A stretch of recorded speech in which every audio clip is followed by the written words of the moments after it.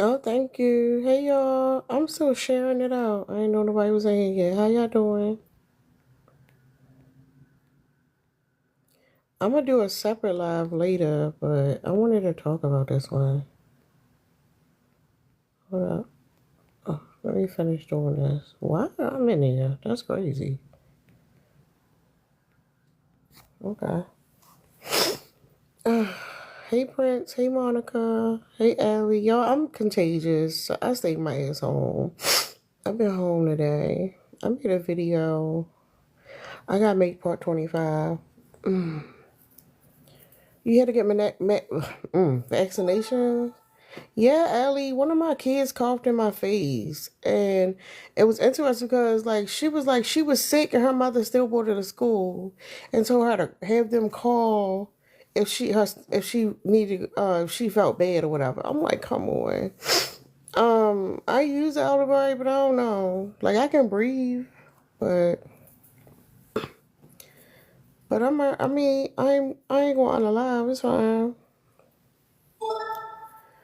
You can't figure out your assignment. What you mean? It's overwhelming coconut?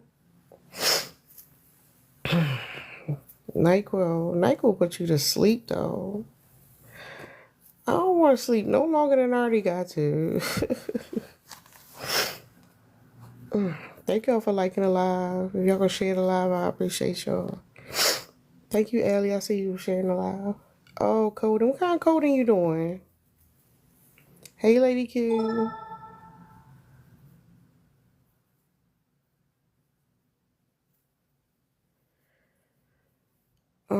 I be telling them to cough in their upper arm, and then when they cough, I be like, you coughed it.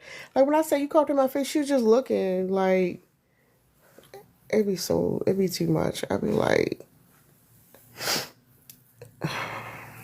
this the third time I've been sick from some kids this year.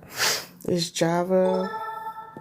Oh, what are you using to code in? What you coding in?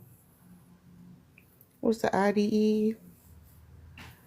Yeah, they all do it, Ellie. Yeah, they cool I can do, but I don't want nothing that's gonna make me tired. They all limitation.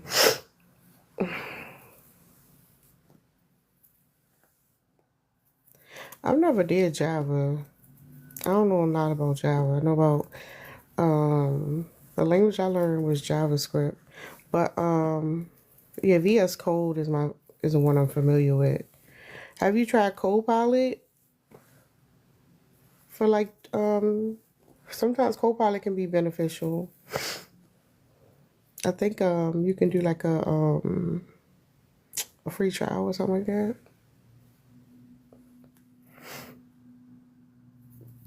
I ain't doing all. I don't feel like doing all that work prints. I'm just gonna let my immune system do what it's gonna do.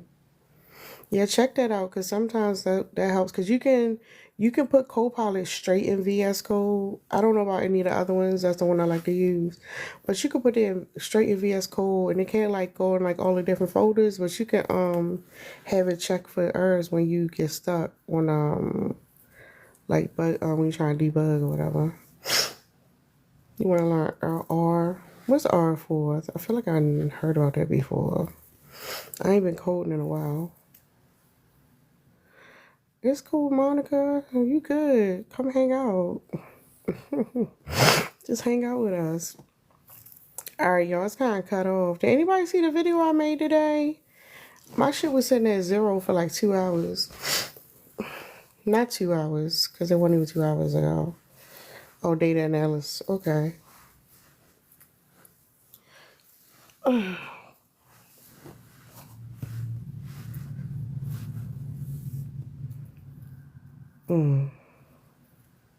I want to go. I got hella experience with data, like Power BI and stuff like that. I want to get out of teaching, y'all, but I ain't talking about that right now.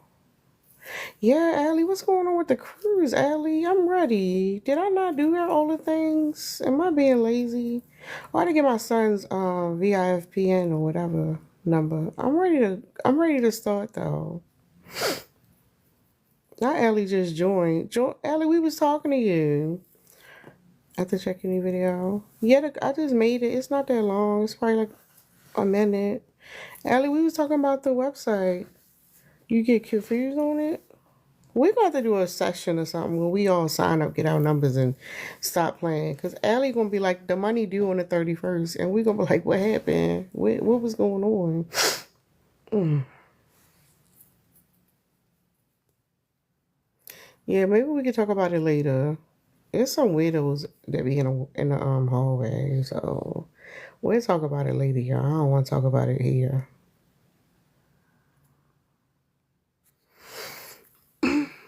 Yes, we don't all do. On the back end, always on the back end. I pinned that it was due to give me your info on Sunday. I ain't see that. I'm gonna tell y'all something. I don't even check the notifications on Discord. I think I'm in too many servers. I just go click where I'm familiar with and see what's out. There's too many fucking notifications. It's too many. Yeah, but I'm ready. I'm ready now. Like, I'm not ready now because I'm sick, but I'm ready. You know what I'm saying. Um, yeah, y'all tap up the screen. Shout out to live. All right, so my question for today: why do you think people are uncomfortable with women who challenge traditional feminine roles? I made a video on this. If y'all want to go watch it, it's like a minute long or whatever, and do all the things. I appreciate y'all. But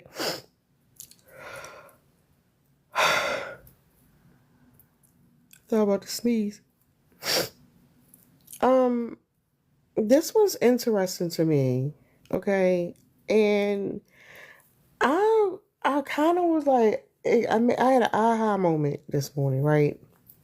So I grew up in Baltimore City. I don't know if y'all know about Baltimore City, but I don't know, because people like, they like the fact that I'm direct and like, I'm pretty assertive and stuff. But I literally grew up around women who were like that. Like, we was talking yesterday and it came up how, like, you can't say shit to men in their face or whatever. And I don't know about that, because I'm gonna be honest with y'all. I grew up seeing women call men bitches to their face and fighting men, and like, you say what the fuck you gotta say, you deal with the consequences later. It's like, I'm not used to I don't know, maybe on a one-on-one, maybe in like a situation where, I don't know, but like, I didn't grow up like that.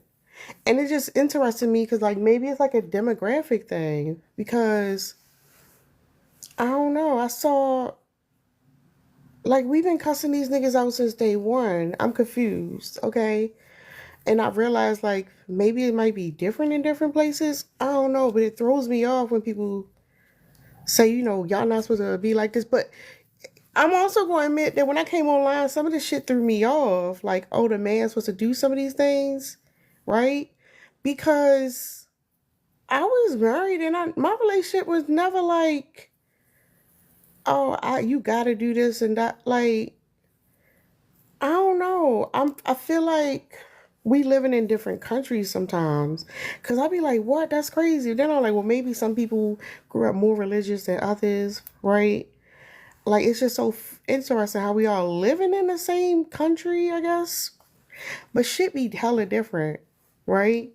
Um, I don't know. I just grew up around women and said, man, fuck him. Don't let that nigga talk to you like that. Like, I've seen plenty since fucking being in school.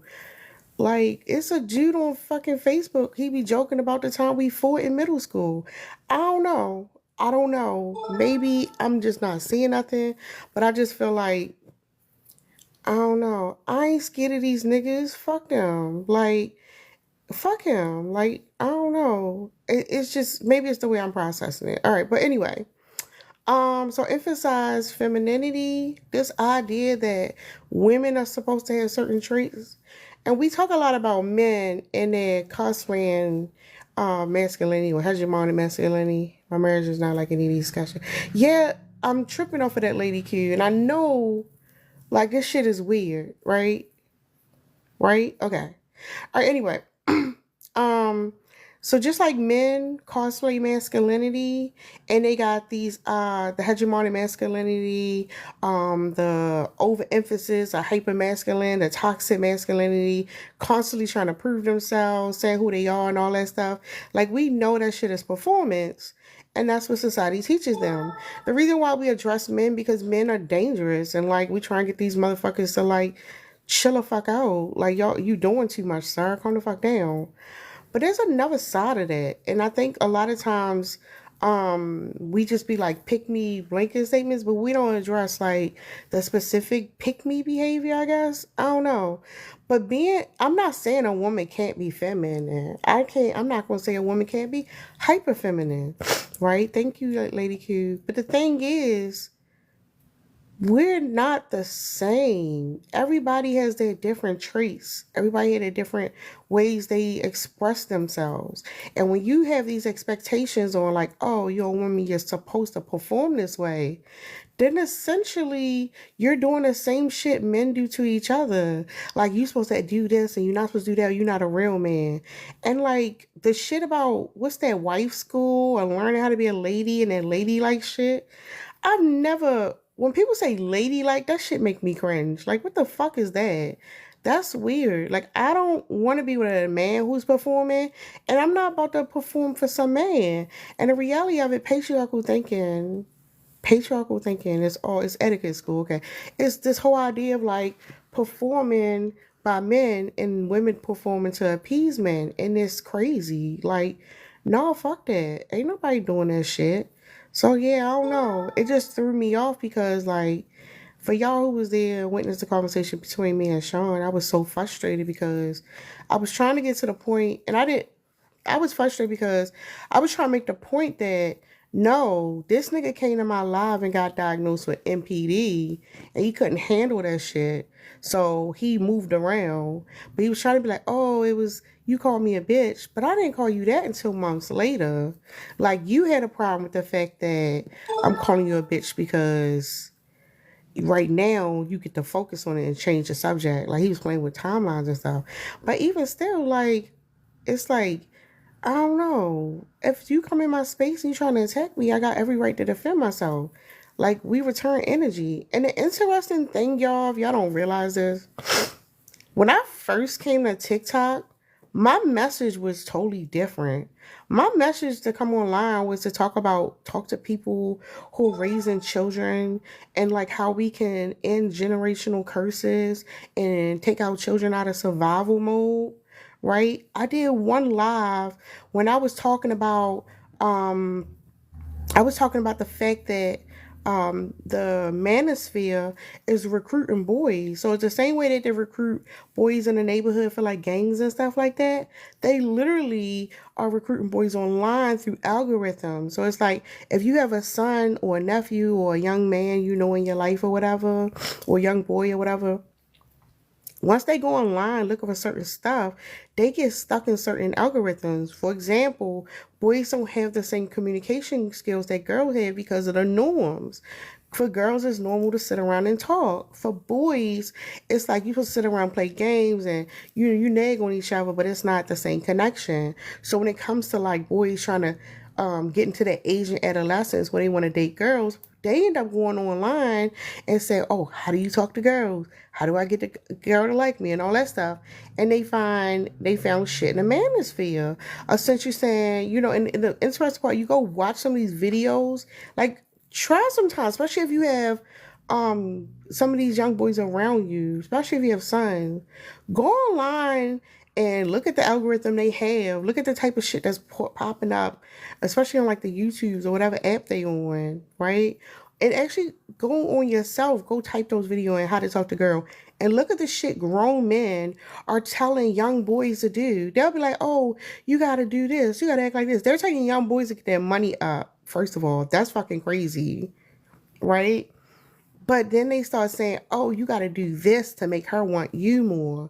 And it's literally part of how like they pass that shit on to the younger generation.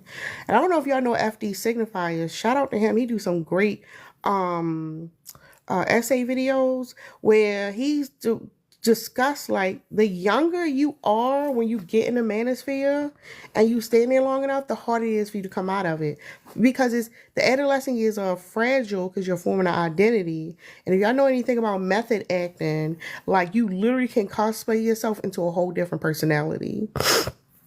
So it's just interesting. So I had a live about that, and my shit got flooded by dudes just trying to attack me and say certain stuff. And then I had shortly after that, I did think my second live was about everybody had insecurities. Like, I was literally just trying to get information out and create a safe space, but these motherfuckers kept coming for me. They kept coming for me because they ain't like what I had to say. So I was like, shit, I'm gonna start doing case studies and highlighting how these motherfuckers are using the cycle of abuse to cause, to silence women, to silence progressive thinking onto the internet, and to cause fucking harm.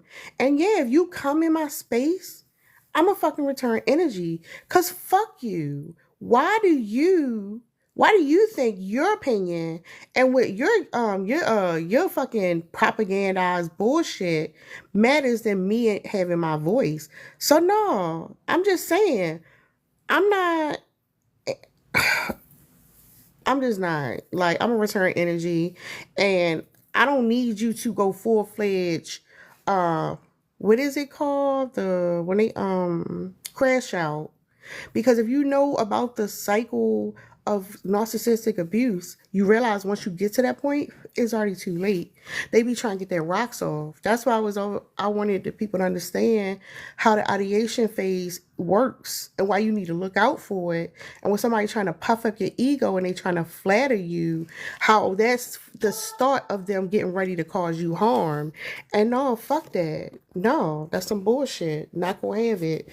So I just wanted to say that because I don't know. I'm just thinking about my experiences growing up, and like what I know about women creating safe spaces, which is why I suggested Patricia Hill Collins' book, The Black Feminist Thought, and how our experiences and our voices add value to conversation, and we're constantly silenced.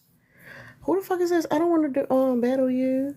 So yeah, I just feel like it's crazy. I feel like I'm not here to say anybody can't or can't do anything, especially for women. Be who you want to be. But this narrative that bitches out here and motherfuckers, I'm gonna call all y'all bitch. Because you're a bitch and you talk about me, you can't say that shit to my face. A bitch out here talking about, oh, you abrasive or you doing this and that, whatever. Fuck you.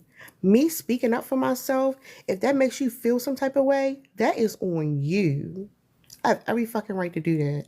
So yeah, I just was thinking about that because I'm just like, I I grew up watching women fucking call men bitches to their face and fighting men like all the time, and it's just like online. It's just interesting because the whole conversation shifts, and I know about all of like the propaganda that's being pushed out there, but it's just interesting. It's just interesting to me. So that's my little spill. Learn about emphasized femininity if you don't haven't already before. Again, when it comes to like the way people express themselves, it is on a spectrum. Some people are going to lean more towards what is expected by society and accepted, and others are not, and that's perfectly fine. There's no fucking rules. The problem becomes when there's a fucking performance, like you're performing and you shouldn't be. So yeah. Anybody want to come up and add to the conversation? That's fine. Y'all know I don't want yet forever.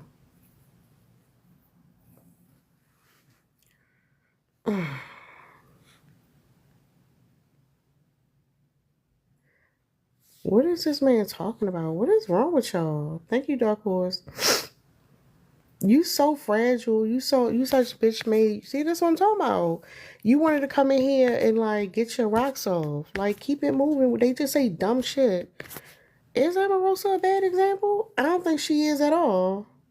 I think she's a great example for this. Not you telling me who I can use and can't use an example. That's crazy. That's fucking wild. Oh, she mean. She's mean. Oh my God. He said she mean coconut.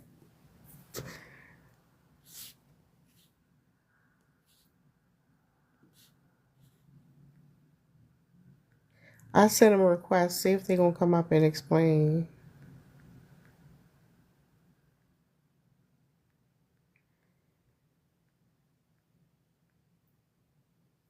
Y'all do know that Omarosa endorsed Harris, right? Like what are you talking about? So how she sell us all? Yeah, the mean. And the crazy part is, like, I sent them a request to come up. They didn't want to talk. They didn't want to come up. So okay, whatever. Um, but hold up. Yeah, it's you start realizing like when people call you names and talking about what you're doing and try to label you, a lot of shit is fucking projection. I just like whatever. Like, ain't nobody call me like that. Say what you gotta say. That's on you. That's how you feel about it. Fine, I don't give a fuck. It's interesting you call her mean because like they make me relate to her even more because like I've been called mean. I'm mean apparently. Like I'm mean. Like all right, if I'm mean, then who gives a fuck? Cause I don't. That's the thing. I don't give a shit. Nor should I. Like if you're telling me I'm mean, if you're saying, oh, what you're saying is not okay, that's not. You're not supposed to talk like that. Whatever. Why should I care? Like, what is the goal? For to make you feel comfortable? No, more people need to feel uncomfortable. More people need to feel like, oh, something ain't right. Yeah, did I lie? Yeah, that's the like. Was there any lies told? People just walk around with fragile ass egos, and they want you to appease them. Cause I mean, cause I said it, but you felt that shit. So fuck you. The placation is crazy. But yeah, hold up. Hey, Dark Horse. Hello. Hey, you on How you early? doing? I needed it. I still got 20 minutes left of my lunch break. This is wonderful. But I wanted to add to, but did I lie? The other half of that conversation is the people who are saying you're mean. They are the ones that are lying, right? With that fake being nice and being accepting, knowing that you're really not behind whatever idea it is. So they are lying. And I think that's what makes them uncomfortable because you ain't over there lying with them. So if someone is not willing to live in their truth about whatever roles they've accepted, they're going to react violently when they hear someone else not doing it. Like, dang, why you get to get out of it? You need to be over here with the rest of us, slaves, just following what somebody tells us to do. So not being able to live in your truth is going to be what I'll see most times if somebody is saying something about my delivery. It's just that you mad that I'm saying it and I ain't doing it and you are. It's just Yeah, it. that makes me think of like that toxic positivity. People like everything's okay. Like it's just like it's not genuine. It's fake. The difference between a person who can just be like, "This is what it is," they're being honest. You're hiding, and people who hide do shit, weird shit behind closed doors. I agree. I agree. I agree. But don't be mad at me because I ain't going for the bullshit. Just be honest with yourself and say, hey, that's not something that I'm ready to do right now. I'm going to keep living this lie. So you remain oppressed. You keep lying to yourself and saying it's okay. But don't get mad at me because I ain't told no lies. When you can point out the lie, then we can go ahead and talk about that. But if it ain't a lie, it don't matter. It's supposed to be facts over feelings, I thought. Right? That's what they keep saying. I hate that shit. Sapien Goddess, I didn't go to work today because I'm contagious. So I'm on here, but I still want to do another topic later on, but I wanted to talk about this one because this morning I had an aha moment, and I'm like, hold up, I've been spending too much time online or something because like I don't know, it's just like I think where you live at and maybe the norms in your family and shit, um, it's something we don't really think outside of like our own experience because we project so much. Because it's like I don't know the shit I be hearing people say like, "Oh my goodness, I can't believe you said that" or whatever, and I'm like, we I know hella women who talk like that. I know hella women will push you. I know women who, my sister, like, goddamn, my sister fought more than me. She didn't give a fuck. Like, it's crazy. I don't know. I just don't like this people trying to, like, you're not going to police my behavior. I'm going to do what I'm going to do and I'm going to just reflect on it like I do. But I just think it's interesting how like people seem to be so uncomfortable of how I'm talking to men who cause and harm. And I'm like, y'all must not know how the cycle of narcissistic abuse works because you didn't realize that motherfucker was coming up here to cause harm. When that man came up here and said, "Oh, I love women," that's in a fucking attack. Like, I don't give a fuck if you picked up on it or not. That's a fucking attack. When a motherfucker come up here like, "Damn, I agree with everything you say, but oh, you came to fucking attack me." I already like y'all gotta know what that cycle is. So cause like honestly, to some people that probably sound crazy, but it's the fucking truth. A motherfucker just come and validate you on some bullshit is coming to cause harm. It's coming to cause some shit. And you got he gotta actually say the thing for you to know what's going on is the fucking problem. So yeah, like no, and at this point, I've learned that I don't care how people perceive it. Like I don't care. I'm not changing myself. Like I don't. There's nothing wrong with me. There's a diverse way people are supposed to behave and present themselves, and that should be accepted. This idea that we supposed to all be the same, complacent, compliant, and complicity, no, let that shit go. That shit is a mess because it's like you putting yourself in a prison in your mind.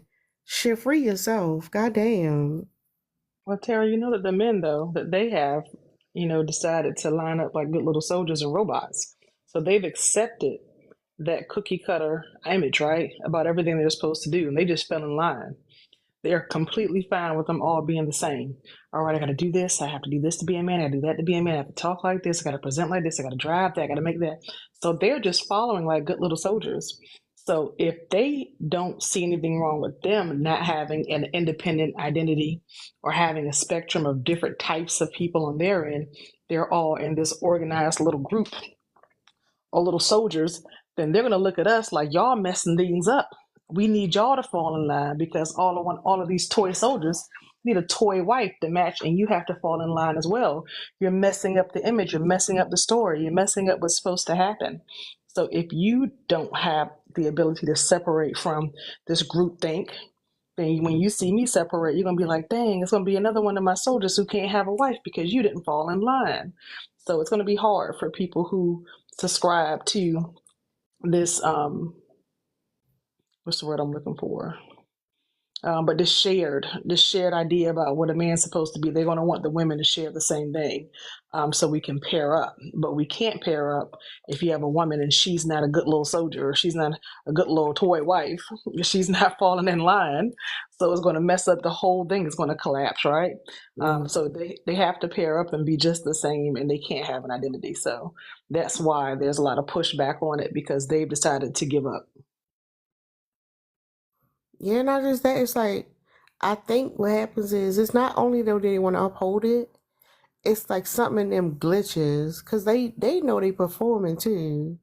So you don't like that shit being pointed out. That people are not just born with fucking traits, and this shit is socially conditioned.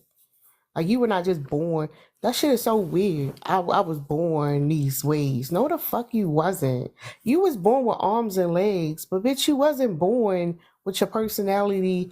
In the sense of like how you respond to things in society. If you was born a fucking 100 years ago in a different country in a different part of the world, like in a different family, you'd be a whole different person. Shut the fuck up. Like they get on my nerves with that shit. Oh, we born like this, and y'all is or that shit where you was made like that.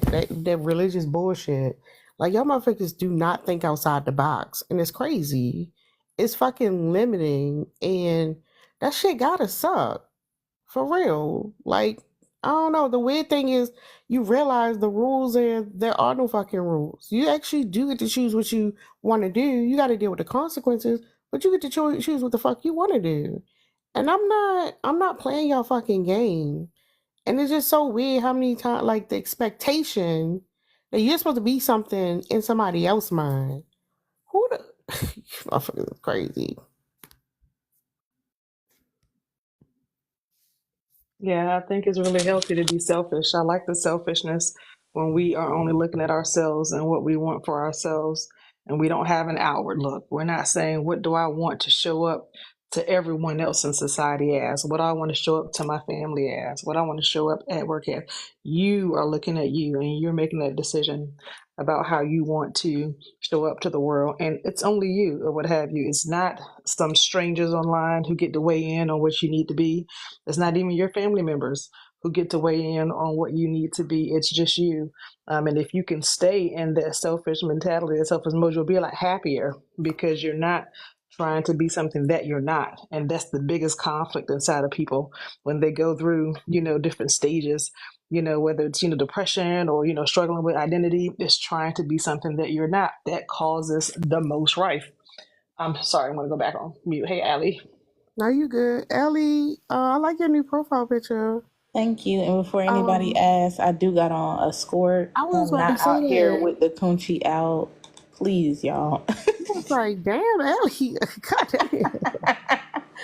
I have a leather skirt on. You ain't got to Yeah. explain. Hey Tara, I'm so glad you home, even though you sick, because I am too. I'm about to go I'm lay not, it down for I'm my not break. horribly sick. I'm just too contagious. And this the thing. Like, that person who dropped their child off because they was sick, if they would have kept them home, I wouldn't be here right now. So, like, I'm not about to go to work and make nobody else sick. Right, I get it. I get it. I'm the same way right now, but I work from home, so Well, my double son, he double in his whammy. room. He in his room sick. Is he in homeschool? Side note. I don't know. He not homeschooled. He goes Oh, to Sudbury school, but he couldn't go today because he said he wasn't feeling well.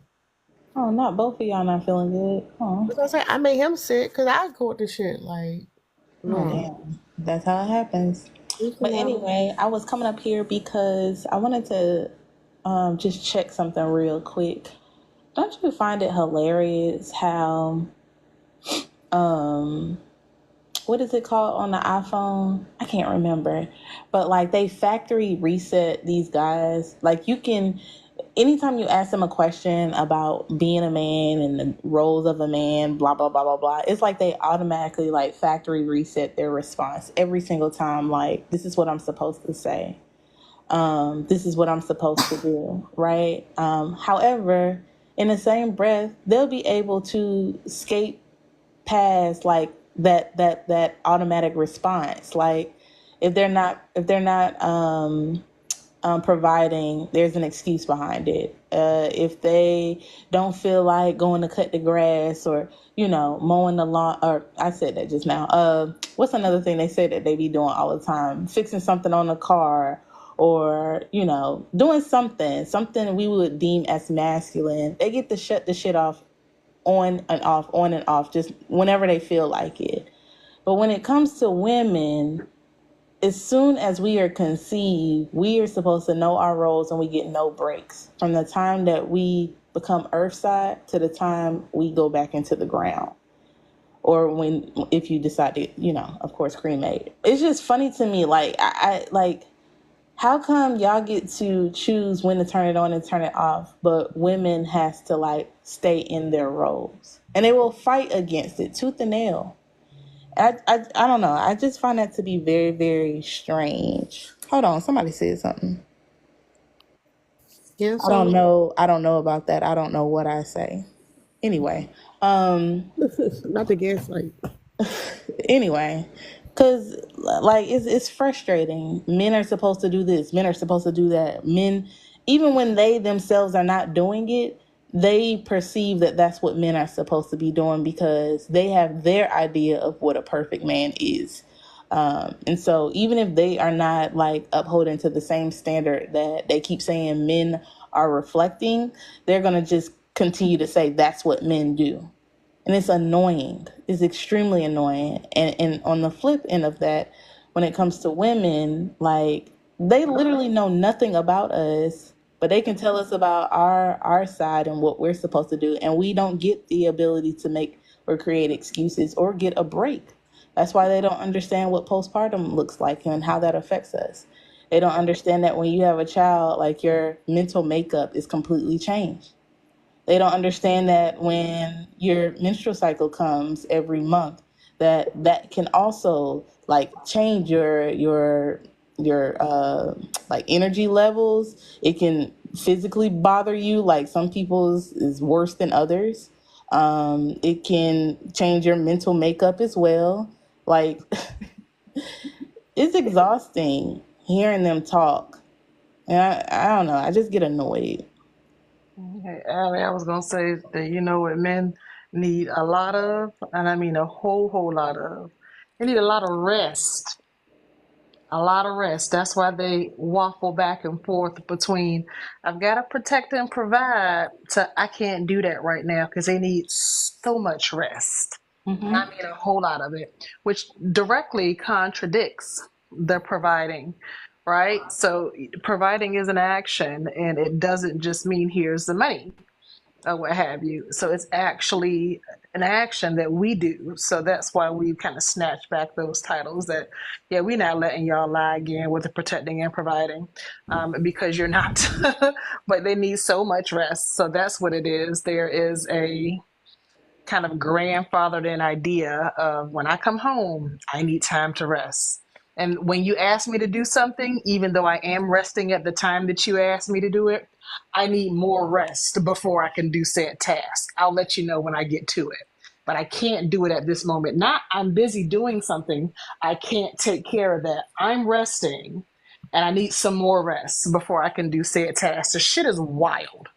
It And is listen, completely wild. So that's how I know that it's the bullshit and it creates resentment. I talk about resentment all the time because mhm. that's something that I struggle with a lot. But I realized that I couldn't like occupy the space with a man anymore because of the resentment that builds with someone just not doing anything and being okay getting to it whenever they decide to get to it. But it's a lot of programmed rest in a man's life and their jobs, what have you. A lot of I kind of talked about this yesterday about why they want to keep women out of some male dominated jobs because they don't want the secret to come out about how much rest they have at work, how much Right. they're not doing in those 8 hours. It's not a continuous, steady 8 hours of work.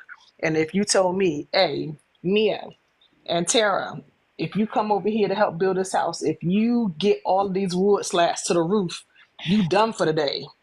And me and Tara would be like, so I'm gonna get paid for the whole 8 hours. All I do is get these slats upstairs or what have you. Do you think we would not sweat and have some sore muscles and take 60 minutes to take those upstairs to rest for 7? Hmm. Gladly. We would do it gladly. Happily do that mess and knock it out in 60 minutes and chill because our task for the day is done. Women don't have jobs where after they do that one task, the rest of the day is to themselves. So it's a lot of rest at work. They don't want us to know. And there's a lot of rest when they get home as well. So I think that's what the frustration is amongst us that we're not resting. And we're also doing the work of someone else who could do the work. And that's namely men. So yeah, I'm on your side, Allie, about the whole BS about them thinking that we need to stay busy constantly in our jobs for leaving. We need to stay busy constantly. Absolutely not. I'm bucking on both sides of it. And the thing is like providing or provision looks different for each family. But like, I'm so sick and tired of hearing about like providing from a financial standpoint because that's literally, even if you have the most like laborious job, that is literally the easiest thing you can do because you know that if you go to work, you clock in on somebody's clock, that you're going to get paid, you're going to be compensated for it. It's a different type of labor when the payoff is postponed, when you are running behind children, making sure that they, are potty trained, that they're well kept together, that their hygiene is on point, that they're going to the doctor and dentist visits, that they go to school to gain an education, that you're, starting the training at home and allowing the teachers to reinforce what you are already teaching the children, that they are, behaving in a way that not necessarily they have to be like the best kids, but that you are teaching them how to emotionally regulate and to help them understand what's appropriate in certain situations and what's not. All of that is definitely unseen and goes unnoticed a lot of times, but those are the most laborious things. And the fact that they want women to do those things without compensation, even in a way of, you know what, you've been with the kids all day, I know that you've been doing this, or even if you haven't, if they were in school but you've been like, taking care of the house and making sure that we got groceries in here and that sort of thing, in some way, like we are supposed to be thankful and grateful, but knowing that the payoff isn't going to be until we probably turn our grandma's age. And the payoff is very, very little. You get to allow your children and grandchildren call the home of the mom and dad grandma's house. So that's, I guess, the golden prize. Or you've built a rapport with your kids so that they'll probably come to you more than they would their father, which I don't know, depending on who you are, that might still be laborious. What else? I don't know. Like, what else is the payoff outside of that? Um, it's a lot to do.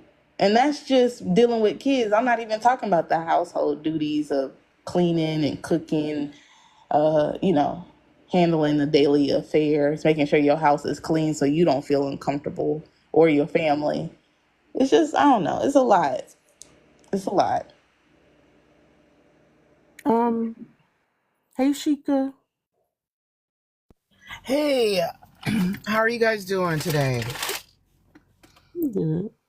So, I think it's very interesting, this topic and how you guys are bringing up, basically that providing and protecting are conditional, that they are not things that are innately that are given, but when it comes to women, everything that women have, they feel they are owed.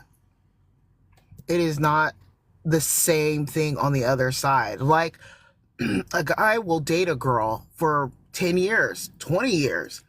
He'll date a girl, I mean, and then one day be like, "Oh, well, she's not exactly wifey material." Well, then why are you wasting her time?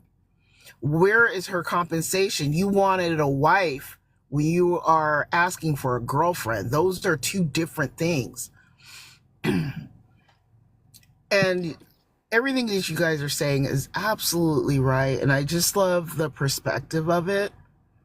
Um, and I do believe that providing and protecting goes all out the window.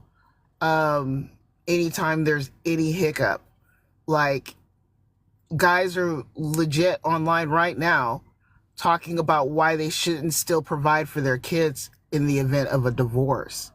Why F them kids is their life, and they don't see why they're the villain. That's because they don't care about them kids, and that was supposed to be the trade off. I'll help you take care of the kids. You supposed to be sticking around. So when a woman don't want to stick around, it's like, why should I care about these kids? Because like I said before, these motherfuckers don't care about themselves. Because like your child is a representation of you, and you think you trash, then you're not gonna want to stick around for your children. It says a lot. Well, that guy that I was telling you about, was it yesterday or the day before? Mm. Um, and his family, and they were sleeping in the living room. Like, I I was thrown off by all of that because of exactly all of this. Like, it seems like if we're supposed to be doing certain things as women, cooking and cleaning and watching the kids and going the grocery shopping and making the whole 9 yards, being a personal doctor, therapist, blah. Okay, so like as the story continued, it was like he only works 3 hours, like, and she has 2 jobs or something. And I'm like, okay, so if he decides he wants to up and leave, wherever was his providing and protecting in just that particular scenario, how is he providing and protecting? And it's like, no, you're right, it's self-serving. They If you cared about your kids, why would you want to see your kids like that?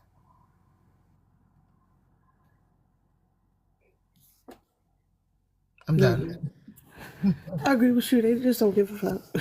Since we come down to it, like, a lot of what we learn is that men only care about the kids because they give them access to other women. Like, literally, that's what it comes down to. And it's like, well, I'll stay around if you're with me, but even when they stick around, they're not as involved with the children. They're not prioritizing the children and their children's need. A level of sacrifice just isn't there. It's given baseline, basic. So, I agree. What's up, Chris? You hear me? Hello? Hello.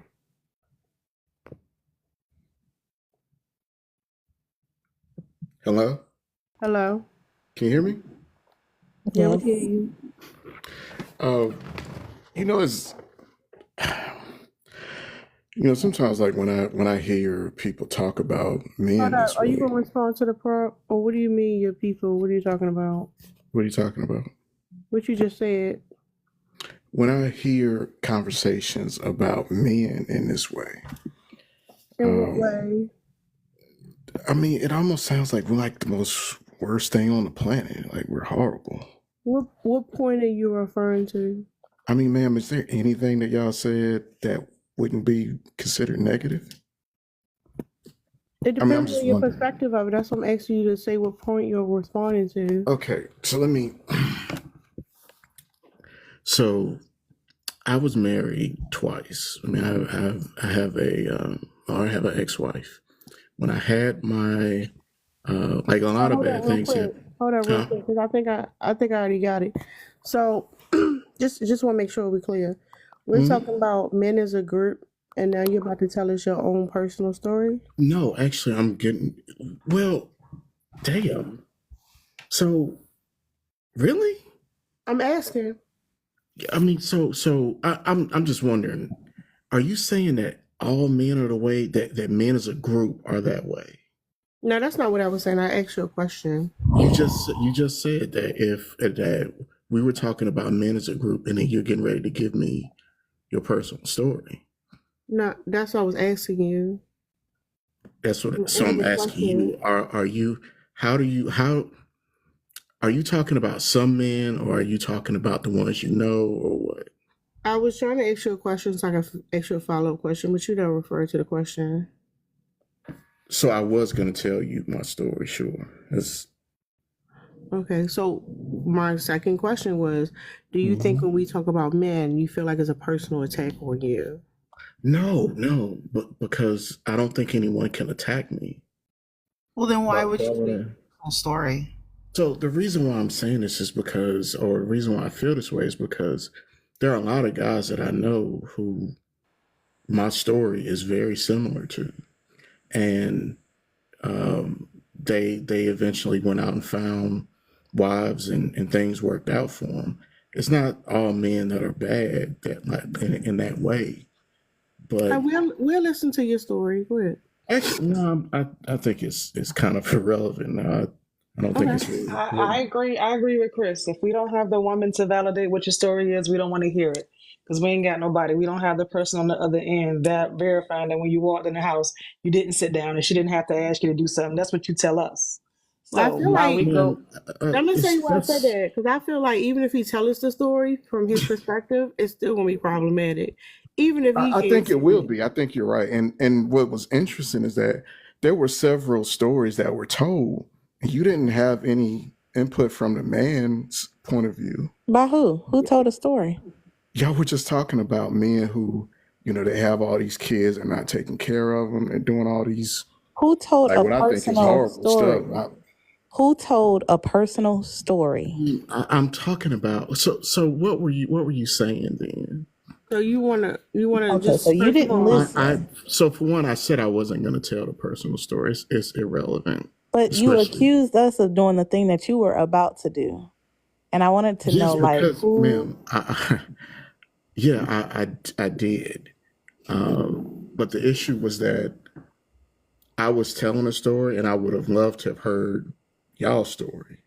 you don't need to But know our story. If you look up the oh, statistics, jeez, if you look up ma'am, the statistics, hold up. Was you about to first of all let Ellie go? Let's not cut her off. Now respond to what you said, but go ahead, Ellie. no, this your panel. I'm listening to you, Tara. Go ahead. The part that's throwing me off is you came up here while we having a conversation. You thought, well, I want to tell about myself and I want to know about y'all. Are you demanding? Like, were you actually thinking that's how this was going to go? You was going to come up here ma'am, and I tell us don't. your shit. Hold up. I'm not done. I'm not done. Did you think you was going to come up here and tell us your personal business and then we were supposed to open up and share our personal business with you based on the story you told us? Because that's what it No, sounded like. Well, you no, got to be more I clear because that's what wasn't. it sounded like if that wasn't the So intention. the reason why I started like that is because if I told you my story, you would say that it didn't happen. So I was just going to tell you I actually know it happened because it happened to me and a lot of guys like me. Okay, But that's great. I'm glad that that wasn't the case for you or the 3 or 4 friends that you know. Now back to the worldwide issue that we were you know talking what? about. I hope. Look, I get it. I Well, you thought no this no was no no something no no else. no. You don't. You're Y'all, not understanding what's going on, and you're not comprehending, and you're getting frustrated, and you're getting flustered, and it's wild. That was a crash out. But the thing is, they always want to say the little thing before they drop down. Just drop because you're not gonna be able to say the thing before you drop because we already know you on some bullshit. Like we talking about a general conversation. You felt personal about it. You like gonna tell your personal story about how your story relates to all men because you under this circle jerk with nobody that's up here. You want Kate for the invisible men. And the reality is, nobody give a shit about your story. Nobody made this prompt to ask about you and your fucking issues because you're a fucking liar and you about to try to gaslight us and we don't want to hear the bullshit. Simple as that. Why the fuck you feel some type of way about something somebody said that you got to insert yourself into it? So you felt personally attacked, whether you said or not, because otherwise you wouldn't feel like you had to come up here and justify yourself. Exactly. And going back to the actual prompt that he failed to even answer, it says, why do you think people are uncomfortable with women who challenge traditional feminine roles? That's both men, women, and everyone in between. Not you up here trying to tell us your own personal story because you feel guilty. That's crazy. We didn't even get to the women that does it. yeah, and before you start telling us how all the things we said don't apply to you, and you were the man who did everything in the household, but then you tell me you've been married twice. So if you were doing all the things that we said people weren't doing, how you end up where you at? Not my friend. That's right. So something ain't lining Friends. up. You gonna tell me that you doing all the things, and that wasn't what she wanted. She wanted you to not do the things, and then y'all would still be married. Come on, like make it make sense. You know And what's also, funny about these guys who say they do all of this? You can ask them questions because I don't know if it was this panel or another one where people were like, "Hey, so what was the last thing you did?" And the guy was like, "Oh, I cleaned the floor." They were like, "Well, what did you use?" And the guy couldn't even answer what products he uses to clean. And it was like, because you don't do it, or if you are doing it, wow. you're half-assed doing it. And that's why it's like Yeah, I remember when that these guys guy. are telling this. That's why when these guys are telling their stories, it's like, really? Oh, you put the Yeah. dishes away, but you don't know what you use to wash the dishes with? Yeah, okay. Not You the help out all the Fabuloso. time? What did you say? I'm sorry. You got the Fabuloso up there. That's funny. Right? Also, like, how come like men feel the need to like, so when he was like, oh, you all were believing each other, like, even if we were doing that, even if people were telling their stories and we were believing each other, like, yeah, I believe women in that situation over a man. I'm always going to do that, because when you don't believe women, people unalive. Not only And you that, don't their believe a man, credibility ain't people there. don't usually unalive. And what Not makes his story greater than anybody else on this panel? Yeah. not him. He heard a man mention. He like, oh, let me go justify myself, which goes back to the prompt, because you don't have your own individual identity. We wasn't saying Chris. We were saying men, and you like, oh, that's the personality I ascribe to.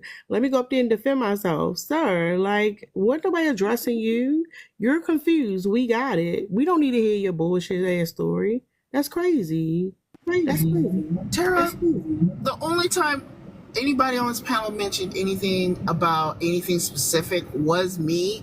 And that was because I was mentioning that viral video, which, again, viral, everybody has seen it.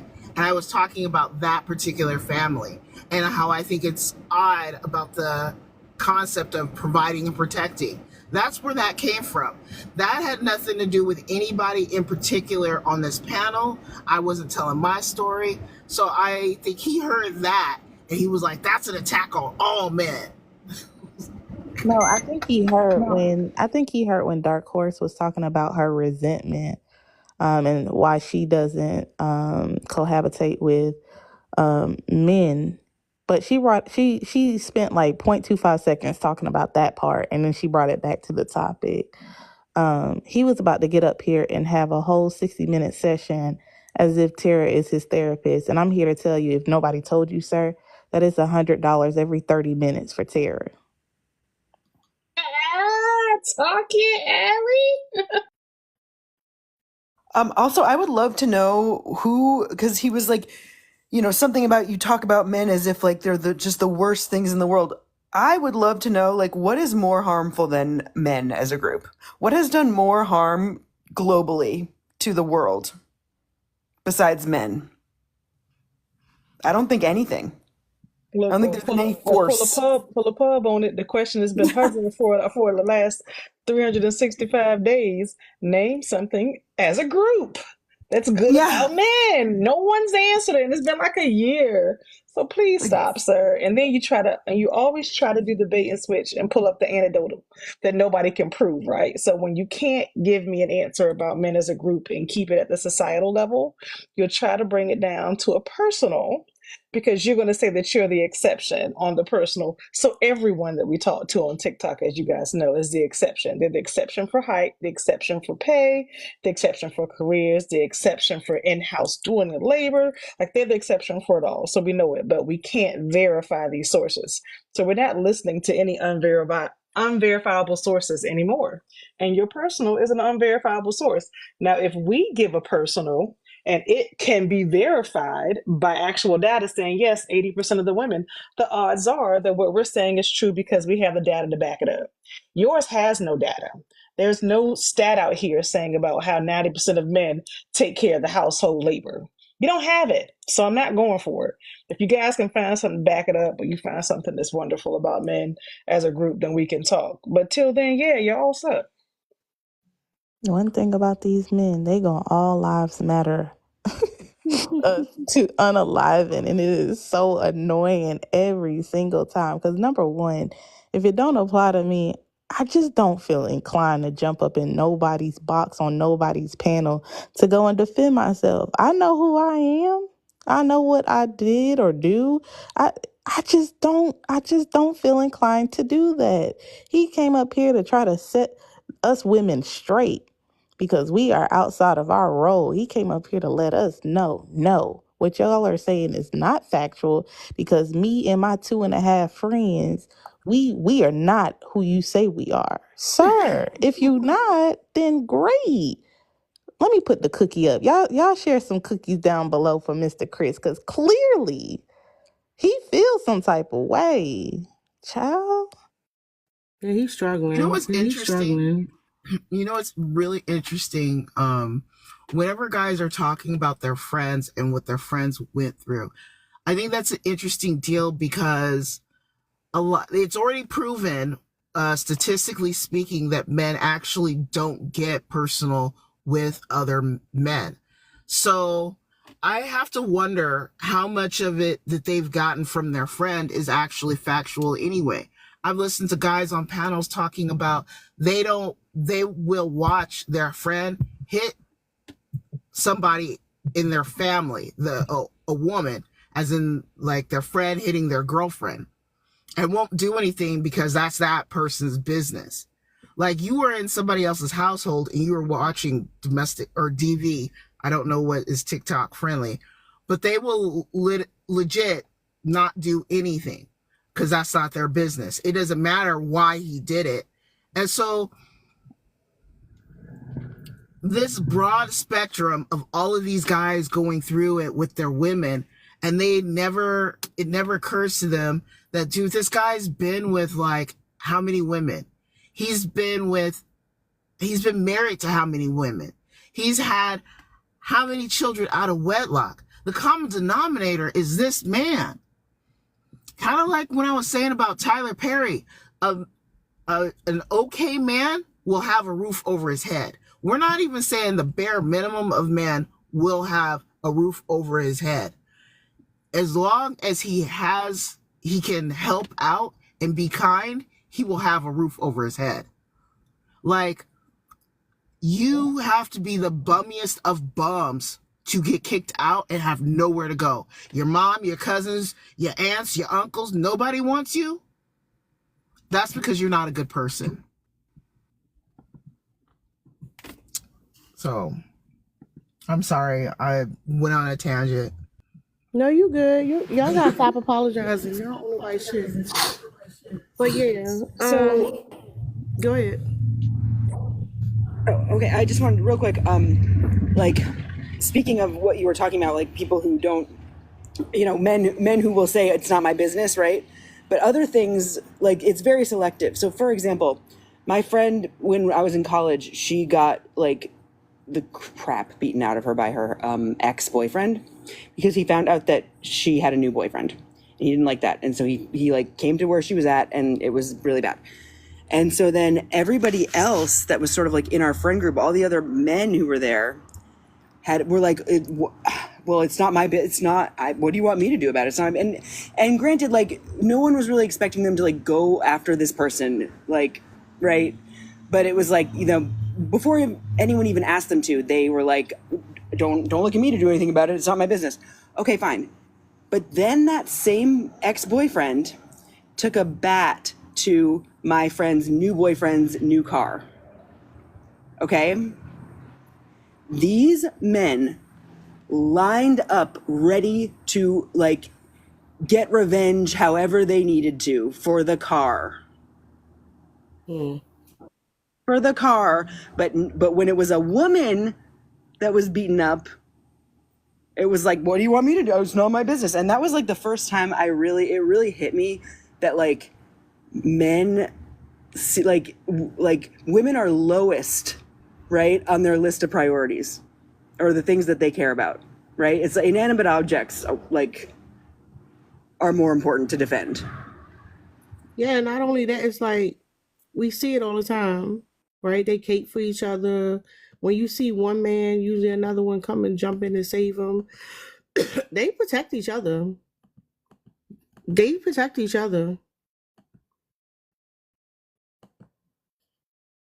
It reminds me of that Boondocks scene where the rapper made a song called Bros Over 304s. I've always felt like that's the case. Sorry. It's so out of pocket. It's like, and then when we question if these guys are on the down low, then we're the problem.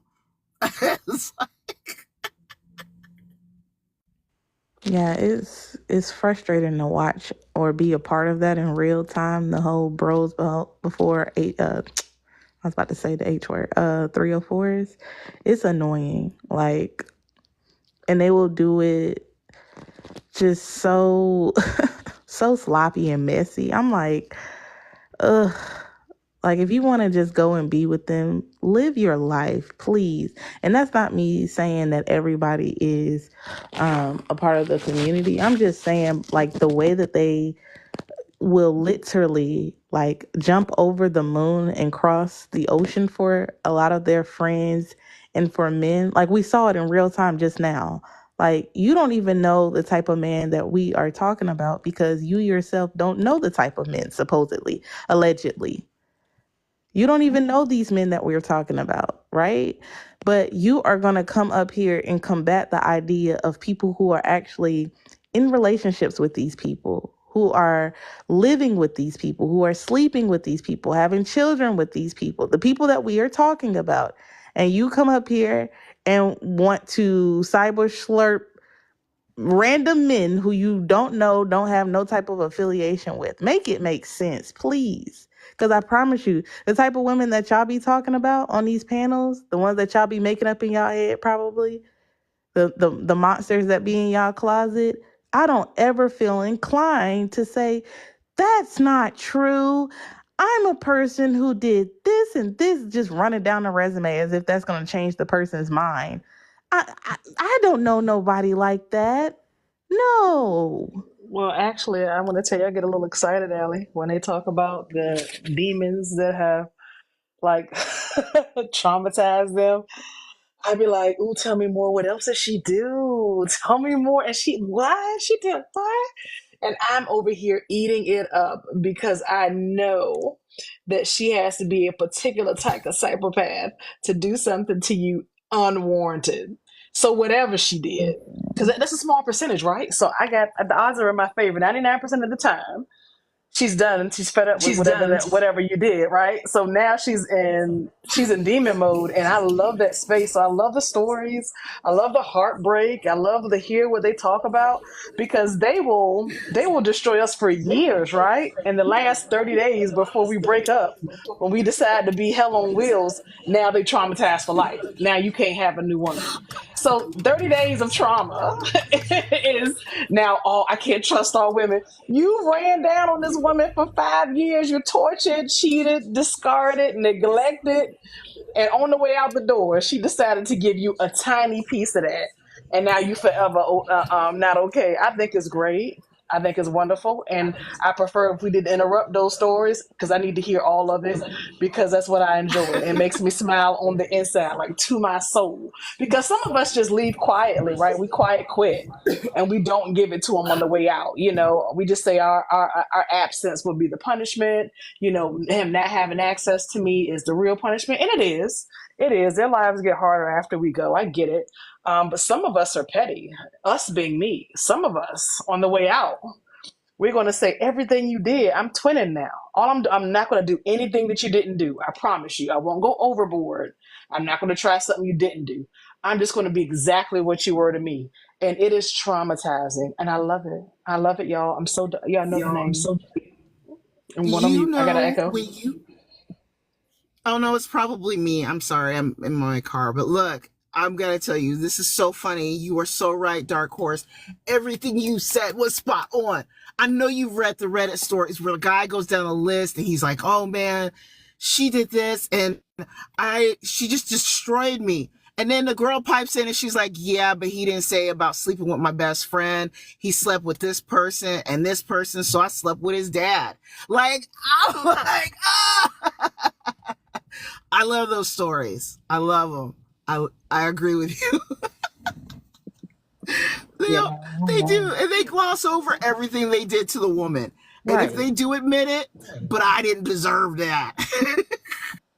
Every story is given Tyler Perry. Every single one of them. They start off good, Diary of a Mad Black Woman, still problematic, but okay.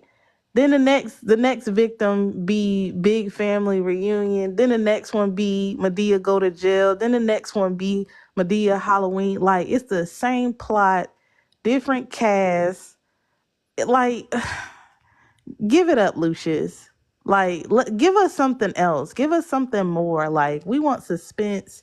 We want action. Give us something a little scary, but like, kind of like tighten up on that plot. The plot be like the same thing, but y'all like taking out like just the different characters and rearranging them. It's annoying. Now it's like it's not even fun to hear anymore. Yeah, it's like it's the same shit every time. And they just keep saying it over and over again. And it's like y'all can't have an original thought. That's where the talking points is crazy. Like not only performing, you know you ain't come up with that shit. You heard it like, yeah, this spitfire. I'm gonna say this in front of other people. Like that's crazy. That's some fucking sad ass shit. Like like come on. I Like, no swear. wonder y'all got all these issues. Like what is going on? I wanted to ask a question like relating to the prompt. Um So have anybody on the panel, have you ever felt like pressure to like be more soft or more feminine, maybe tone down like your personality to like fit in with other people? Like have you ever been in that situation and how did y'all deal with it? Yes, all the time. I was brought up around religion, so it's kind of like a given that you have to quiet your voice and tone down. Don't take up too much space. Um, it's frustrating. And then when you're talking about dealing with the opposite sex, you have to do so many things to make them feel great. That looks like making sure that you are covering yourself so you don't tempt them into temptation to do something that their nature tells them to do. That looks like if you know something more on a topic, um, let the man speak. Allow them to say, whatever it is that they feel. Don't, make them feel like a man. And I knew from an early age the fact that I have to tone and like undermine my own like understanding and comprehension on things to make other people, more specifically men or young men, feel better about themselves says a lot. Like why do I have to do that? And it carries over into adulthood too. Like I remember one time uh this guy that wanted to talk to me, he wanted to do something with my car. I can't remember. And I was like, oh, well, I had arrangements made to go and get my car taken care of. And his mother told me, he comes from a family line of men who does this, that, blah, blah, blah. Let him be a man. And I'm just like, I had already had it handled. I mean, I get you want to do nice things for me, but it was what she said after it. She was like, you don't have to be this hard person. You don't have to be so hard pressed on doing things on your own. Allow the man to do things. Y'all, I literally just needed this like little piece on the bottom of my car to be cut off. And I didn't want to jack it up. So I was going to take it to the car dealership to like have them actually do it correctly. This man wanted me to make him feel like a man because he wanted to use his little pocket KNIFE on my car. And she was sitting here trying to like talk me into letting him do it. And I'm like, I don't know. It'd be little stuff like that that really be turning me off because really?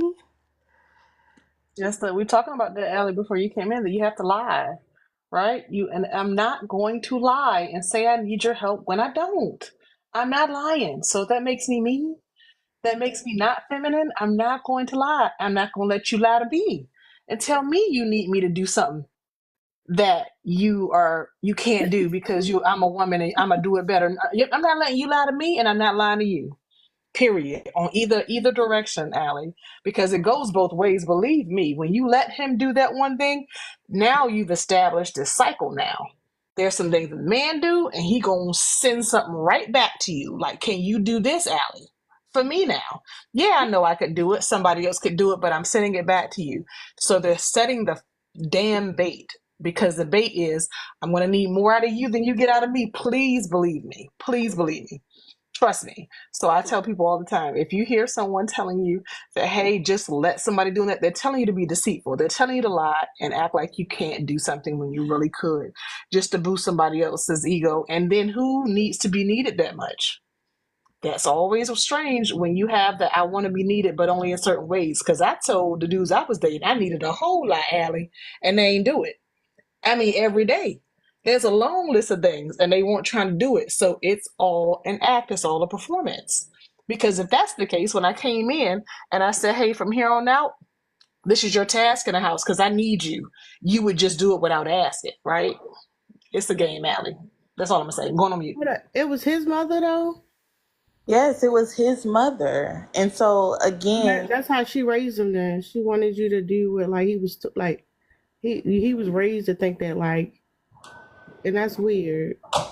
yeah. And that goes like into like having him feel that way, and then having and her telling me that goes into like manipulation. Like now she's teaching me how to manipulate a man into doing what you want them to do and get them to do certain stuff.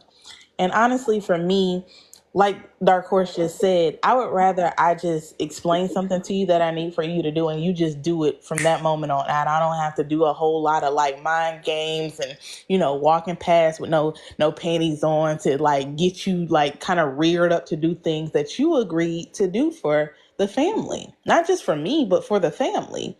I'm not doing that. I'm not signing up for stuff like that because it's just, for me, that's unhealthy. That is unhealthy, and it's detrimental not for just the woman but also the man. Because now you feel like people got to always throw a carrot in your face for you to be motivated to do something. That's the problem with half of these folks on this app. And it's being motivated doesn't count because it's something for yourself. Cleaning and cooking and taking care of a home is because it's your responsibility. So mine doesn't even go back to how you need to be motivated to take care of yourself and your own responsibilities, your family, that's your responsibility too. But needing to be motivated, the fact that you don't think it is, it goes all the way back to that. So as long as you believe that it's not your responsibility to take care of yourself, you and I will never have a conversation. It's not mine. It's not my responsibility. And no, you're not helping me because it ain't mine either. I'm responsible for me and you're responsible for you. Anytime I come over and dip on your side and look out for you, that should just be being gracious. That's me being generous. It's not a requirement. And I'm going to feel the same way if you do something for me that you don't have to. Oh my God, thank you so much. That was so sweet. Thank you, babe. You didn't have to do that. You know, I appreciate you.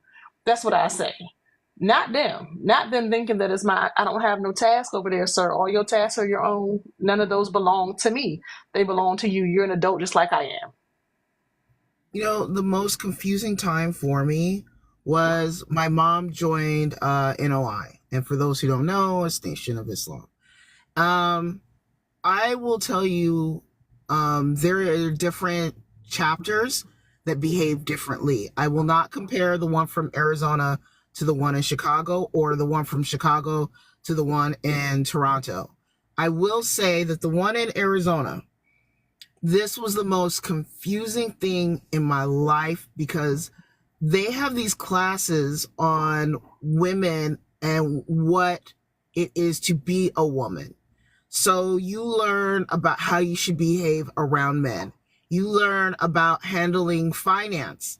You do learn about how to cook. They teach you how to cook certain things.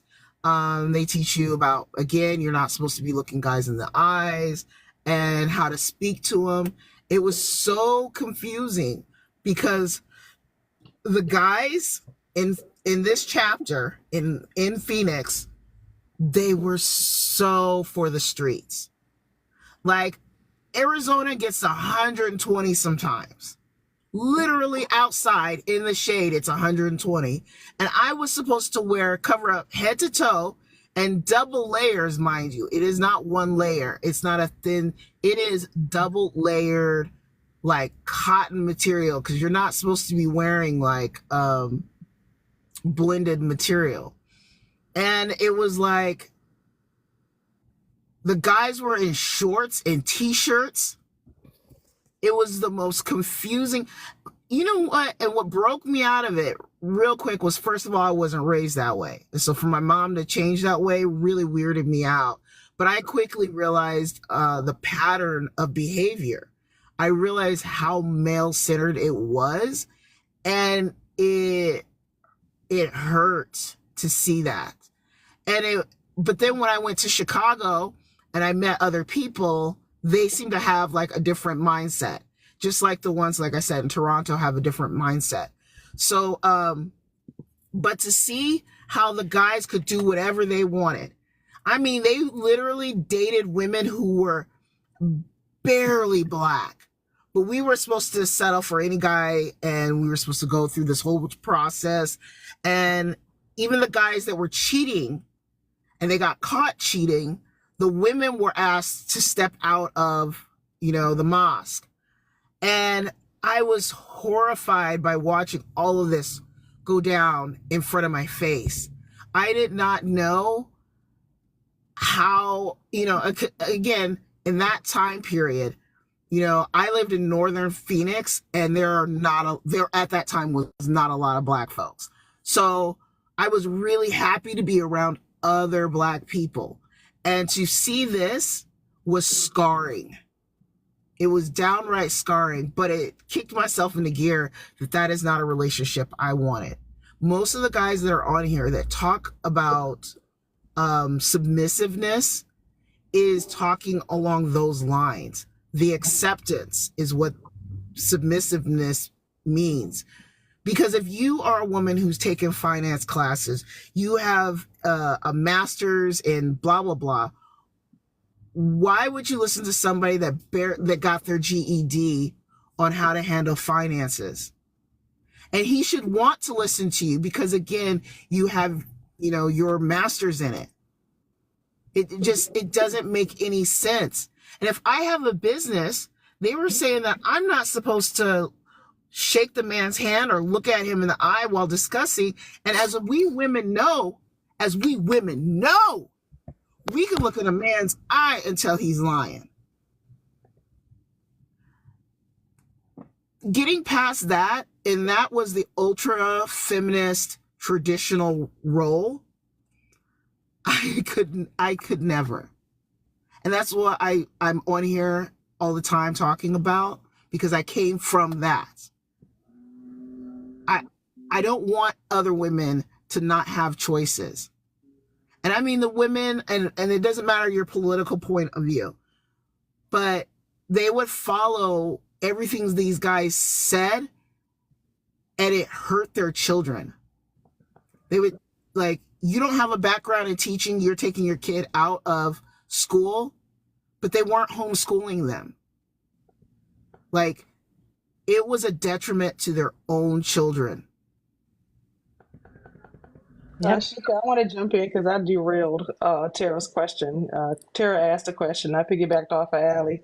I did not answer and address her question about have we been directly, affected, and has someone asked us to maybe tone down or maybe to be more demure to us directly. And I did not bypass the question, Tara. I promise I was going to come back to it. But I think everyone who's had more than one interaction with me would already know that that's been a problem since I was a child. And the comments were in the very, very, very, very early years. And the comments, I think, stopped probably by the time I was 10. Meaning stopping from people that know me, because usually that's a conversation that somebody has with you who you have some sort of relationship with. It's not really like strangers who will say that. It's usually someone that you've had some sort of relationship with who will talk about, how you present to them, their experience of you. And if they, can recommend any changes, then they'll say something to you. But mine stopped a little early on, as far as them trying to tell me to change. And it switched to 10 years old to them just telling me what the consequences of said behavior would be. So from then and forward, it was just you know you're not going to get a husband. You know nobody's going to want to date you because you do XYZ. You know you're going to challenge. So after that, that was just basically what I heard about how I interacted with specifically men. And that came from my grandfather who told me that, my brother. I've heard this as recent as a year ago, from family member males in my family who want to weigh in about, my status or how I interact with men. And it's going to be until I leave this place. It's going to be an ongoing conversation because they'll give their 2 cents about it. And I let them, to a degree. I'll entertain it for a couple seconds. But I think that they're at the point where they realize that I am what I am. So they'll make the comment, but no one has dared try to get me to change. They'll just talk about kind of what I won't have or, how it can be perceived. But them trying to get me or say I should change something, I think they gave that up a long time ago, which is good. It means that they know that I am what I am. And no piece of carrot that you dangle in front of me, I'm going to be persuaded by, because they're usually dangling the carrot that they haven't seen, that they haven't lived through. If you change, you're missing out on a great husband. And I'm like, have you met him? Are you the great husband? Is Unc the great husband? Was Granddad the great husband?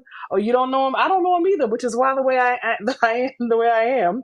So you're out here selling a fantasy, right? You're not showing me any lived experience. I don't want what you have. I don't want what they have. I don't want what anyone has. I want exactly what I've got now. So that's what happens to me, Tara, personally. When I hear that, I get that response about kind of what I'm missing out on or what I could have if I Yeah. carry myself different. The interesting part about the great husband is if I can't be myself, then how's he a great husband? And when they say great husband, they talking about the husband they think you should have, not the one that's actually a great husband. Because like people say that shit all the time. Well, you ain't never gonna get a man if you don't do this and do that. And it's like if I have to behave a certain way, if I can't feel like my true authentic self, if I can't relax at the end of the day the way I want to, then why would that be a selling point for me? Why would that be something I'm like, oh, I need to do? And the reality is like it does happen. It does have people like, Hmm. oh damn, I need to do this so I can get no. If I gotta put a mask on for the rest of my life to be with that nigga, then he can stay wherever the fuck he at. Like that's crazy. Hmm. Hmm. I wanted There's a. to. Oh, go Go ahead, ahead. Ellen. What back on mute? No, go ahead, Dark Horse, because y'all were having a back and forth. I'll go after you. No, no. I was going to say the good man's out there. I think I've seen one. Ran into him. He passed away like 2 years ago. But I had an ex fiance, guys. I told you guys this personally. At one point, people don't believe I even got that far. They don't believe I even accepted a ring and got as far as saying yes. And it didn't work out. But in the midst of that, I was still being told of what I'd had to do to change. And just like Tara said, when I met him, he didn't require me to cook and I didn't clean. He cleaned. He went grocery shopping. He did all that stuff. And people were like, I can't believe it. So what'd you do to get him? I'm like, I don't know. We hung out and we dated for a year. We went out to every single restaurant and bar in town and just hung out for a whole 12 months. And then he said I was the one. So I wasn't doing anything for him in his house at that time at all. So I said it was just that he liked who I was. He liked my thoughts. He liked the way I saw the world. He thought my jokes were funny. He thought when I was being quippy and I was, whatever he liked about my sarcasm, he liked it all. And that's what it was. There wasn't a conversation about these are the traditional things that I wanted out of a person because I wouldn't have accepted it. He said, no, I cook and clean. And I was like, yeah, we about to see. We about to find out. Because I said I don't. And he still want to move forward. So let's see if he's lying or not. And he truly wasn't. Or what have you. Some of those things he used to wind down, that was his way that he used to kind of de-stress or what have you, like to cook, like to clean. But yeah, there are people out there who will accept you the way that you are. And say, hey, I'm fine with that. That's my thing, and I'm not here to get that out of you. So they exist, but I think there was a unicorn. He had seen him and he gone. He wasn't of this world long, and we just kind of moved on with life. And I went back to thinking, like I think now, that that's not what it's going to be. Somebody's going to be trying to get something out of you. But I'm going to go back on mute. Go ahead, Allie. Hopefully you didn't lose your thought. No, I didn't. But shout out to Dark Horse for making sure that Chris, if he lurking still here in the live, that we not saying all men. But anyway, I wanted to Yeah, just I'm saying all men, but go ahead. Go ahead, you got it. um I just wanted to just throw in here, and I think I had such a hard time in the environment that I grew up in, and being told these things over and over, and being browbeaten that you have to act, talk, walk, think, act this certain way in order to have access or get a man. And I was just the complete opposite of it. But if didn't nobody tell y'all, let me be the first to tell you, as uh, the self-proclaimed tomboy that I am, I ain't never had a problem getting a man, ever, ever.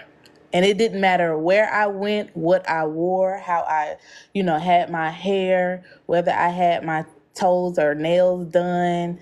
Um, if I decided to wear my jeans and a t-shirt with my J's, or if I wanted to wear a summer dress and some slides or sandals. I have never had an issue getting a man. And I think having to dumb yourself down and dress this way or act that way, it's definitely a tactic to try to triangulate the girls who identify more with what society deems as feminine things, like wearing makeup and wearing lip gloss and having your hair done every two weeks. That is what's going to be the key or essential things to get a man. But let these men tell it here on the panel, they don't want to provide.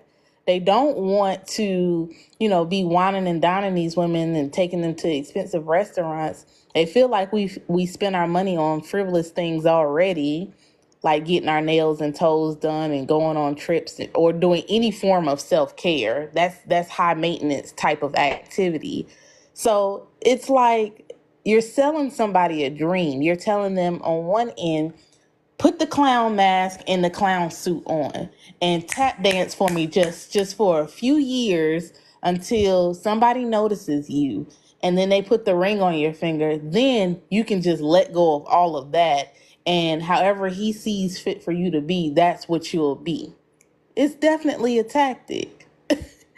Or you can be the person who you are. You never get a man, so to speak.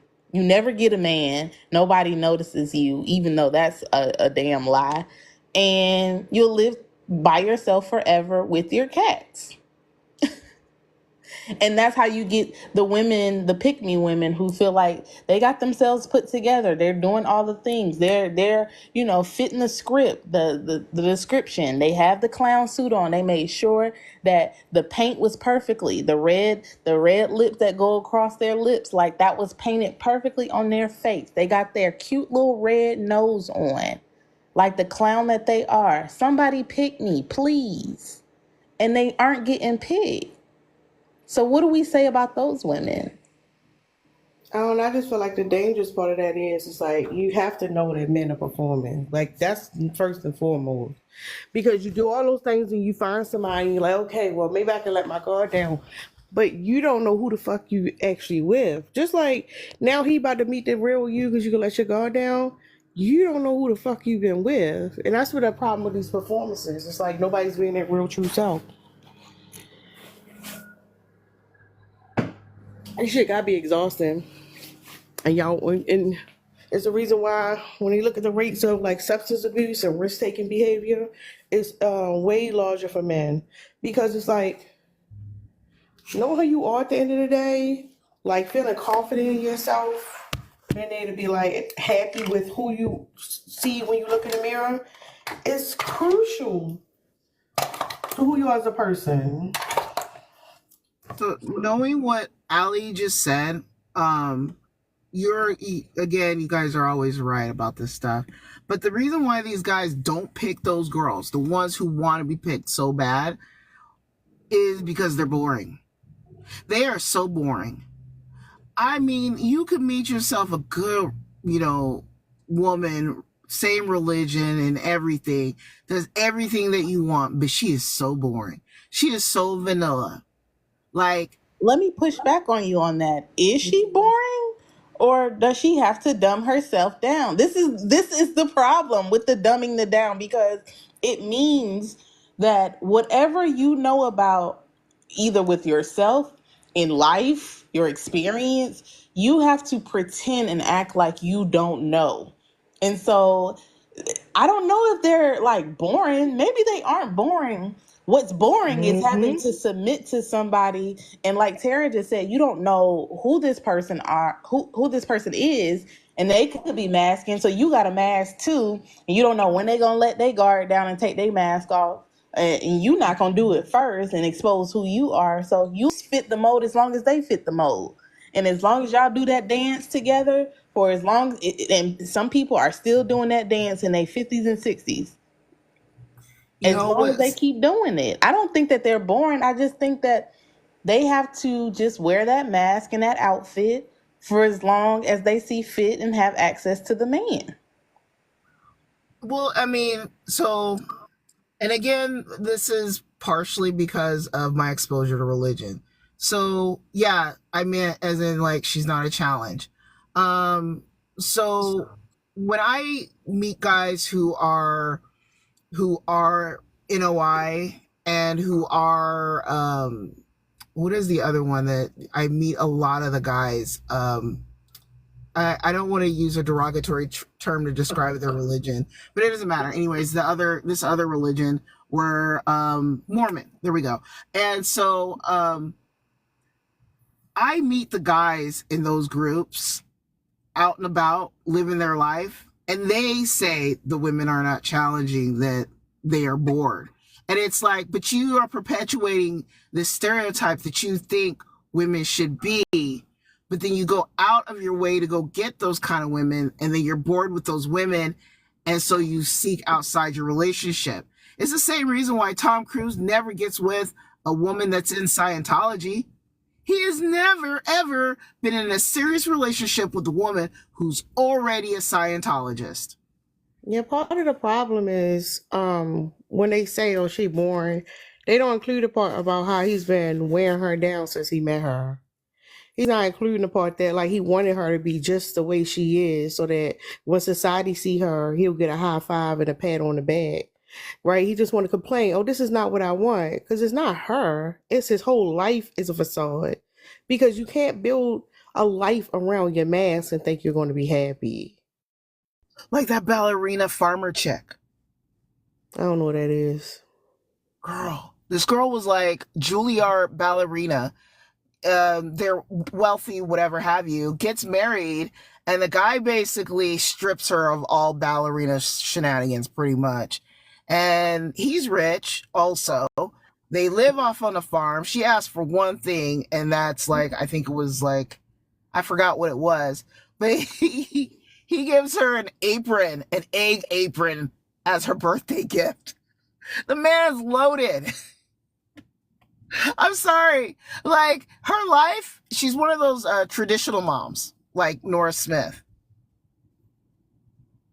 and they just, have babies and stuff. I was agreeing with you.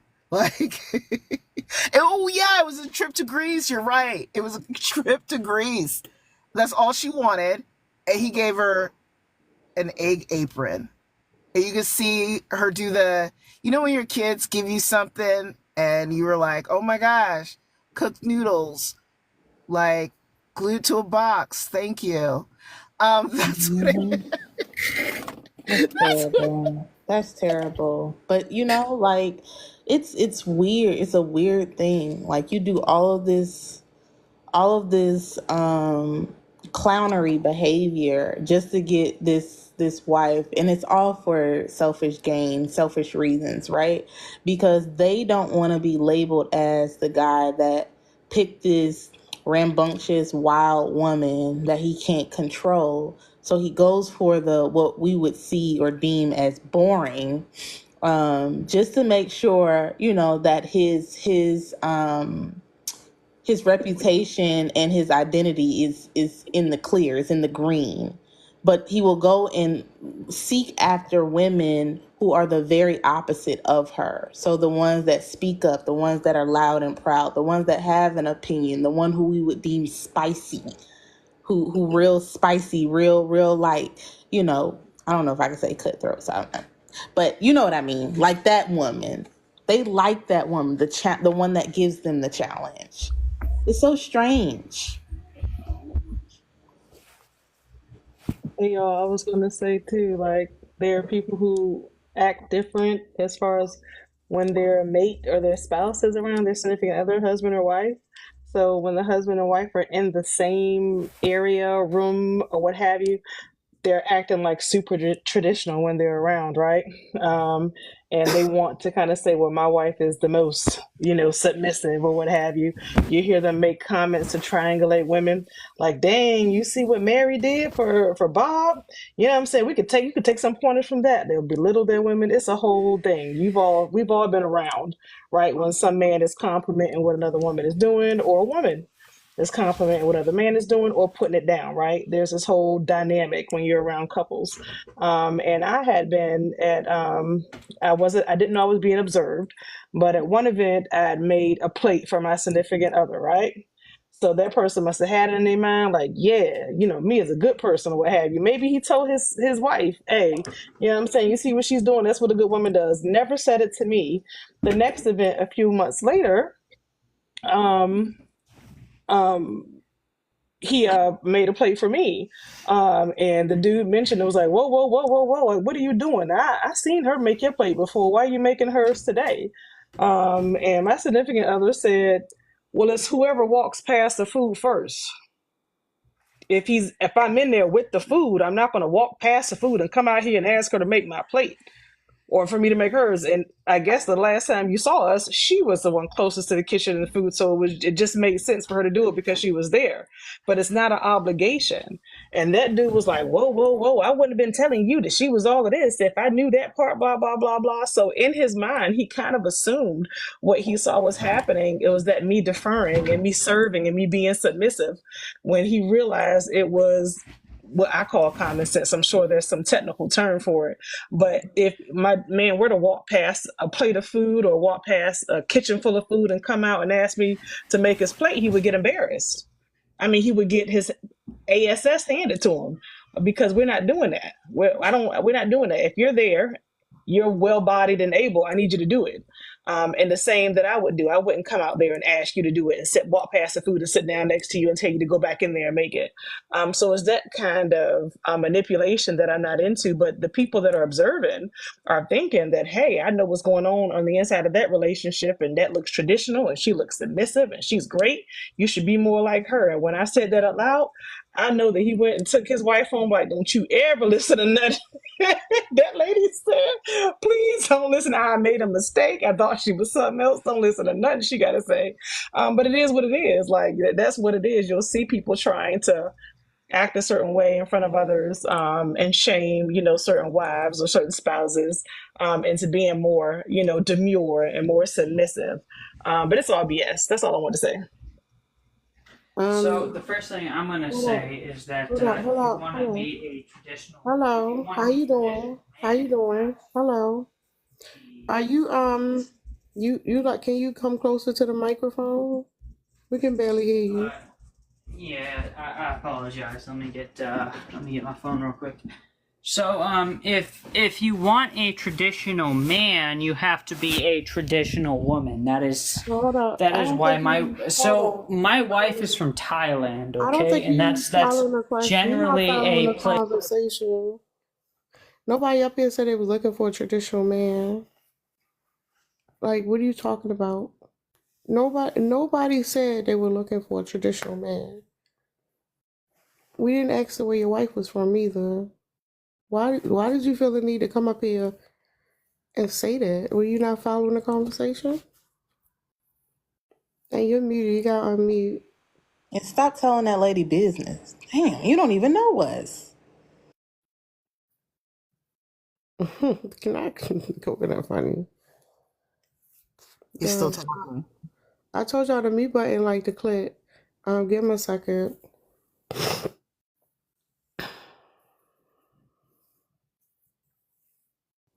I really So think as I was trying to say No, before I hold got up. really Before you, interrupted. not really interrupted. We up here in the Yeah, I was conversation. really interrupted, but go ahead. Anybody else want to say something? Cause like, oh yeah, let me tell y'all something that I wanted to share with y'all, right? Cause I think it's interesting. Um, damn, damn, this man on the toilet made me forget what I was gonna say. I'm a little disappointed now. It's a little bit of logic Back to the required in a conversation. conversation, but I won't judge. Can I say what I was gonna say then? Yeah. Cause he No, ain't no, wait, no, saying. no. that Go was ahead, sweetheart. rude. Go ahead. Go ahead. Rude. Don't call people sweetheart. Don't get on here and like, come on. Use some common This is sense. where you Why are you explain. Whoever this person is this baby hands or somebody like baby hands? Like, why'd you come up here? You don't know what's going on. You don't know what's going on. You Oh, are in confusion. I You know don't exactly what's know. going on. You don't know what's going on. You I just do, wanted to sweetheart. talk I do. about, and I'm gonna end you because you're annoying. You just I want to know come up here and talk exactly. about what you got and whatever. Go tell it to some men. We don't care. There was We just baby asked you. hands. Hey, baby hands. oh I know exactly what's going on. Funny as You went from the hell. Philippines to Thailand. Made. You made a That's whole the new before and profile to come after. back and do I'm gonna call what? him before and after. I told y'all they get stuck. You fucking stuck. You went and made a whole nother profile to come up Crazy. here. With Like I'm the gonna say world's she most from distinctive voice. Thailand With then. the most Shut distinctive up. voice ever. The Fucking most baby hands. distinctive voice ever, baby hands. You Why could baby at hands still went least. here though? He could at you least. guys didn't mention about wanting traditional men. And nowhere did anybody in the hour that I've been up here has anyone mentioned wanting a traditional We've relationship. been trying to push this for a couple of days though. He not letting go. He'll be back. He'll be back, y'all. He will be Did you definitely block be him? back. Huh? Because they'll report you got a block. You're He'll not be. doing nothing. I'm not doing no that. We're not doing nothing wrong, so no, I'm not doing that. He don't want us. He don't want to be blocked, so he's not gonna report. He wants to come back. That's how being stuck works. Child, Exactly. you can't make it up. I can't even remember what I was about to say now. That was crazy. Who is Baby Hands? Did I miss that live? Why is his name Baby Hands? That's giving very much. We not making put the baby hands Wait, up. I think I know what Baby Hands mean now. Never mind. I think I remember. That's a throwback. I remember somebody telling the story. Never No, that mind. was from No, yesterday. it's from yesterday. Put the baby hands up on his back. Hold On the up. back drop. She Hold on. Let me pull it up. He's tiny. He's a little. He's not a little person like the people in the protected. Not able and not that. He's just a regular dude, but he little. And like his voice and everything was given tiny, as you heard. We were like confused, and we asked him to identify, if you were a man or woman because it's light, just lacking Imagine some him trying to bass. put his foot down to you. I'm a man. Oh, It's that gonna sound. voice. It's gonna be like Oh, I'm a man. it is. It was so Imagine me a icky. voice. Imagine me a voice. I'm a man. It was so gross feeling. The way he was talking just wasn't working. So there were many things that people were saying, and we were trying not to troll, but he was saying harmful stuff in the comments. But then when he Wow. came up on the panel, let's go ahead and pick up where you left off in the comments. Please. So we're gonna go straight for the jugular like you were in the comments. And then it was like, why are you talking to me like this? Sir, you can't flip it. You can't say that we on your ass now. You was on our ass when you was down there. So we brought you up so you can say it with your chest. And the things the baby He said it with his baby hands. I said it with my baby hands. Y'all crazy. Y'all is crazy. Mm-mm. But And how about he's stuck though? He's stuck. He'll be he's back. stuck where? He's stuck. Like stuck means like you can't get somebody off of your mind. You can't get a situation out of the back of your head. Like you gotta get your get back. He's stuck. So it's Mm. like we forgot about it. Like I mean we know it happened, but we not worried about it because like there's no reason for us to be worried about it. But for him, his ego got bruised and he needs to redeem himself. So he's stuck. He can't move on with his life. That's what that means. You know, they do that when guys do that with each other when they play basketball. You'll hear them like talk trash to one another, and they call it like getting in somebody's head to make them start to like play worse off in the game. You gotta hit his head, and he ain't gonna stop until he feel like he got a shot in. He gotta either dunk in your face or he gotta hit it from like the halfway line, like his name's Steph Curry. Oh That's gonna my make him gosh. feel I'll be good. putting this everywhere. So I keep saying, y'all gotta know the Tears. cycle. You gotta get them in the Tears. cycle where they at. So when he was just like trying to be like whatever, he was just like, oh y'all just I understand, y'all just not listening and all this stuff. He was trying to devalue us because what they really Mhm. want is the discard. But that's why I just dropped him before he could do it. So he's still stuck. He can't get out of it because he wasn't able to come up here and call us mean and throw it in our face and drop the mic and leave away. So now he's stuck. That's how that works. So yeah, he'll be back.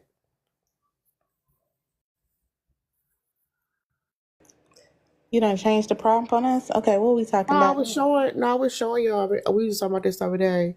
I was showing because we was talking about like covert narcissists and how Mm-hmm. you can identify somebody who's actually coming to be in your space to cause harm or Mm-hmm. even in your personal life, right? And how you can recognize them and you can recognize what they're doing. Because if you're experiencing it, it seems chaotic and all over the place. Because at the same time, you're being gaslit. But if you know what the cycle is and you know what's going on, you can understand what's happening to you at the moment. So if Mm-hmm. somebody, the thing we say up here is like if somebody's coming off the gate and they complimenting you, no, Lynn, I'm feeling sick, that's why I'm home. But they complimenting you just for the sake of, you know, trying to flatter you, trying to inflate your ego a little bit, trying to validate you. Because what happens is somebody who's not sure of themselves, they seeking validation, they get that validation, now they want to impress that person. So when they start devaluing you and they're like, no, no, no, go back to being the person you was before. Not realizing that initial comment or original compliments they were giving you was a setup and the whole time. And it's also they can discard you. But if you discard them before they discard you, they get stuck and they start to hover. If they discard you, then you end up hoping they'll come back and then they can do it all over again. Hold on. Keiki is back. Does Keiki roll with baby hands? I don't Because know. they was in there together. Remember Keiki? When she had to save the man who didn't save her back? So Kiki stuck too. I don't know, This is maybe crazy. Now he's bombarding you with message. after making me feel like shit, I had stopped caring. And now he's bombarding me with messages. What are you talking about? Baby The hand. dude that she tried to save. No, she tried to save this guy Um, who said he was he the one that was of African descent? Remember? Who came Nigerian. up Nigerian descent? Sorry. He was saying that he was not able to articulate himself. And she said that we didn't give him a chance. And then we kind of explained to her a couple things. And then he didn't save her back. And she Oh said that now wow. he's he's he's harassing her. This is wild. I cannot make this stuff up. I can't. Well, you his mama. He looking for a mama, and you showed your mama bad. You was protecting him, so now he wants you real bad because he needs to use you a little bit more. That's what they do. Ew, I yuck. have the I put the video up on YouTube. If anybody, it's 7 hours long or whatever. But if you want to see what it is, because it's like it's one of those things. Once you see it, you can't unsee it. And it's a deterrent against covert narcissists. Now on the panel, it's quick. They're gonna say it right away. But if it's somebody in your life, they do it. It won't be once you get introduced to them or once you meet them. It might be, but it might be something that's progressing over time. But like I said, it's just so you can just see an example because patterns of human behavior is patterns of human behavior, matter where it's at. But it's especially if you decide like you want to be in a relationship with somebody, um, is a simple way of like compartmentalizing what's happening so you can clock that behavior in the beginning so you don't end up in a relationship with a covert narcissist. So just so Um, you yeah, I'm just gonna so, say too, Allie. I learned. Sorry, I didn't mean to cut you off here. I'm gonna piggyback because I want to keep going with that before I lose my thought. When I first started on TikTok, I still thought that when someone gave you a compliment, I just took it at face value. Since I've been learning about narcissistic abuse and cycles over the last few months, I had my aha moment, I think, the other day, because I think Tara tried to ask us, like, what does the idealized phase look like? And I was still struggling up until a couple of days ago, trying to say, well, I don't know how to figure out if someone is being nice to me and is genuine, or when they're being nice to me every time, they're about to start their cycle of narcissistic abuse. And I answered my own question. I did some reflecting and thinking on it. And I realized that I didn't want any empty compliments. I don't want you to compliment me and you don't know me. And I don't want you to compliment me if you know me and you can't substantiate it. So the compliment needs to be pointed. It needs to be very specific to an action or characteristic trait that you've seen in me. And you can say, hey, I like when you do XYZ in this manner. And you've been able to observe me over a period of time. But I don't want any more empty compliments, and I don't want compliments from someone who doesn't know me, because I know that that's going to immediately now send up a red flag on me that we're in the idealized phase and this person doesn't even know ish to even compliment you about, man, he's lying. And ask people to substantiate their compliments once you have known me for a while. And if they can't substantiate it, they're trying to start the cycle of narcissistic abuse when they do know you. And that was it. That's all I want to say, Allie. But this is interesting, and I hate that I missed this live, so I might need to go and look at the live again. Um, I've only struggled with this cycle with people who've known me for a while, so it's something that I'm missing. Um, could be some idealistic something with me, like wanting to see past the person's dangerous behavior. And it could be subtle. I'm not talking about something that's a blaring red flag. Or at least it doesn't seem like in the beginning it's a blaring red flag. So, like, I had to go through this cycle maybe a few times with a specific person that I'm talking about. Actually, the same guy that I was telling y'all about earlier. Um, he had some blaring red flags. Now looking back in hindsight, but like in the moment, it didn't feel that way. And it took me a few times going through this cycle for me to recognize what was happening. And so I don't know. I need to sit down and so think about what it is. so what you do is so first of all I want to say this, if you missed the first part of it, you got to look for those who like put you down, right? What you do is the person you're thinking about, and you're like, I wonder if this is that person. You got to look less at them and more at yourself, right? Say, is this somebody I got a relationship because I genuinely like this person and we just have a genuine connection? Or is it something like you feel like, oh, this person makes me feel like I'm like they think I'm funny, that's why I like them to come around. Or this person thinks I'm pretty, so I like to when they come and give me compliments. Like you have to look inward, not outward, and look at like what you're getting from the connection with that person to see if you think it was a genuine connection. So for me, specifically with that person, Of course. they so I, that person and I went to high school together. So like for a while, like we had like a genuine friendship, and so the things that were said to me wasn't something that I didn't already hear beforehand. And I think that's the part that's very tricky is like I don't usually like I'm like dark horse. Like if you say a compliment, it's like, you know, whatever. But like when you have people who you are connected with, you tend to take uh their idea, their opinion a little bit differently.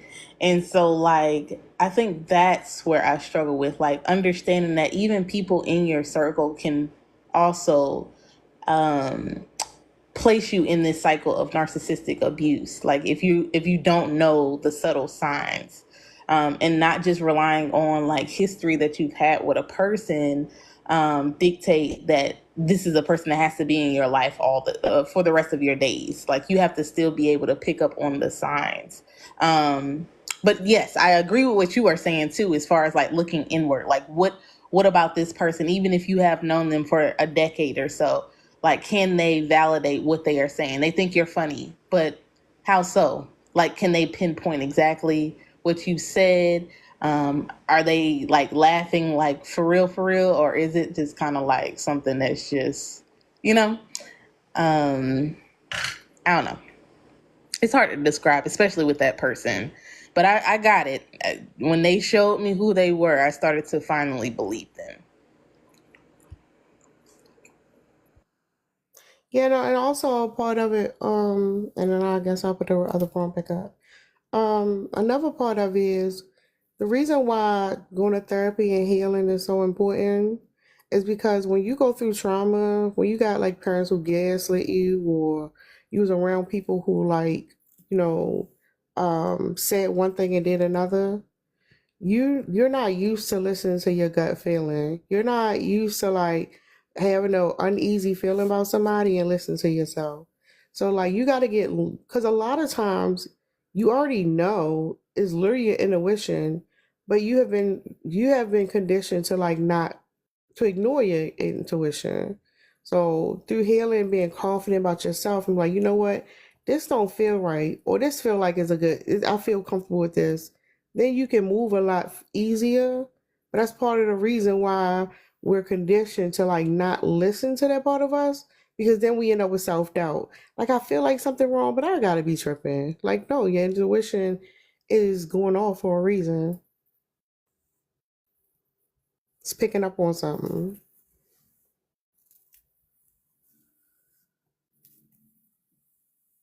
No, Keiki. No. The thing is, if you know somebody and they narcissistic and they like, well, I need to work on myself, they can't be with you. Y'all have to end that relationship because true healing has to be something you do for yourself. Because at the same time they're trying to work on themselves, they're trying to save the relationship. So that person's going to be dangerous because they're going to do anything to make sure they save their relationship.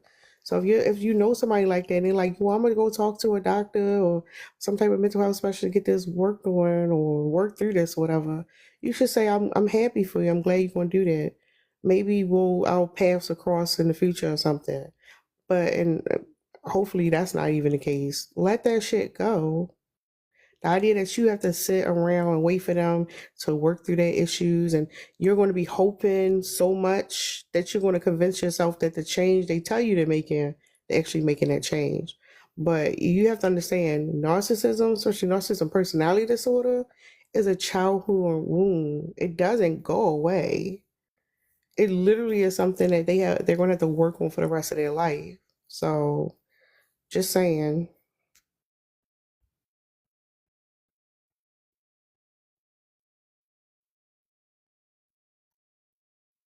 Hey Onyx. Hey there. I'm not sure if y'all talked to me before this. I Hold on, was on a call. I'm about to change the prompt back. Did you want to talk on this or you want the other prompt?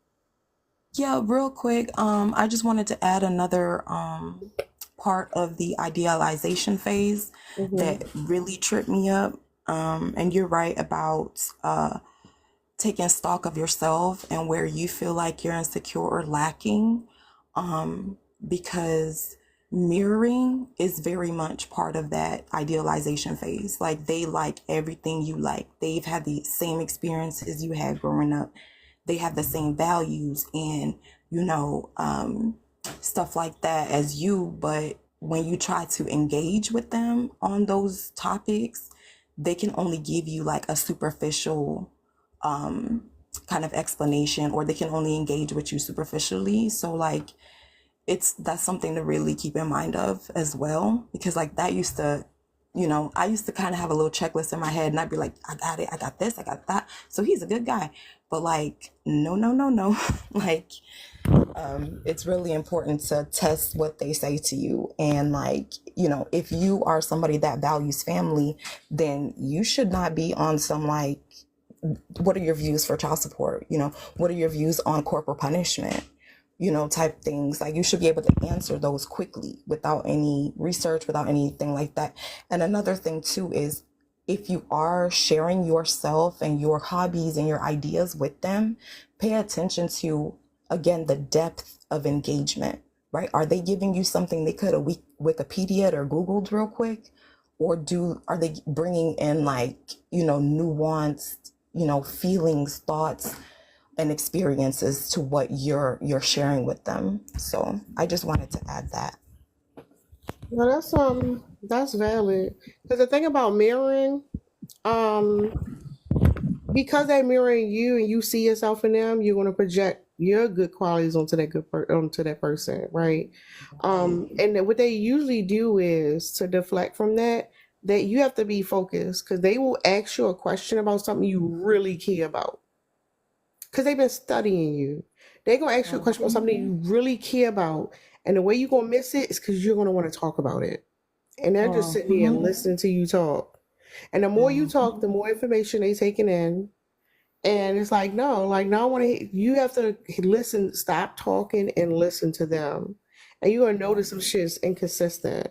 And I wouldn't even ask the question outright. I would just have a conversation with them, and then as they talking about it, because you know more than whatever the topic is, ask them questions about what they're saying to you. Don't just ask the question, "Hey, tell me about what you feel like," and then ask questions about what they're already saying to you.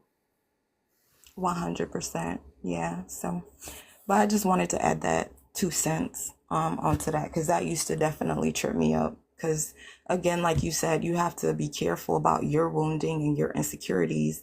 And like, being a neurodivergent person, the way I see the world is very different. So to find somebody that's like, oh yeah, I get it, and yeah, I understand, I was like, yeah, green light, let's go. But nah, it was a whole setup. So y'all be careful, ladies.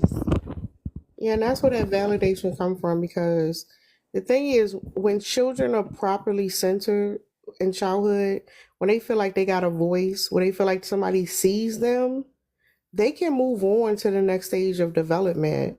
The reason why you have so many adults who have to be centered is because that's part of their validation. It's part of, like, that's a hole that will never be filled in them. It's never going to stop. So like, I wholeheartedly think that children should be centered. Children should be forefront in the center. You need to stop what you're doing, hear them out, show them that their voice matters, that you care about them, that is valid, so they don't become an adult still doing childish things, right? And also, just so y'all know, the first is idealized slash love bombing. It's also love bombing. So I didn't put all them words up there, but just so y'all know. Um, yeah. But Ellie, you want to say something about the change your bed? Thank I'm on you. the phone. I'll be right back. Are you good? Yeah, we probably do another live on covert narcissism on the weekend, because I like to have time for those. But like, covert narcissism, it's a lot of different narcissisms. Especially online, you gotta be careful with communal narcissism. We haven't gotten a malignant. Oh my God, somebody help me out. Malignant, malignant narcissism.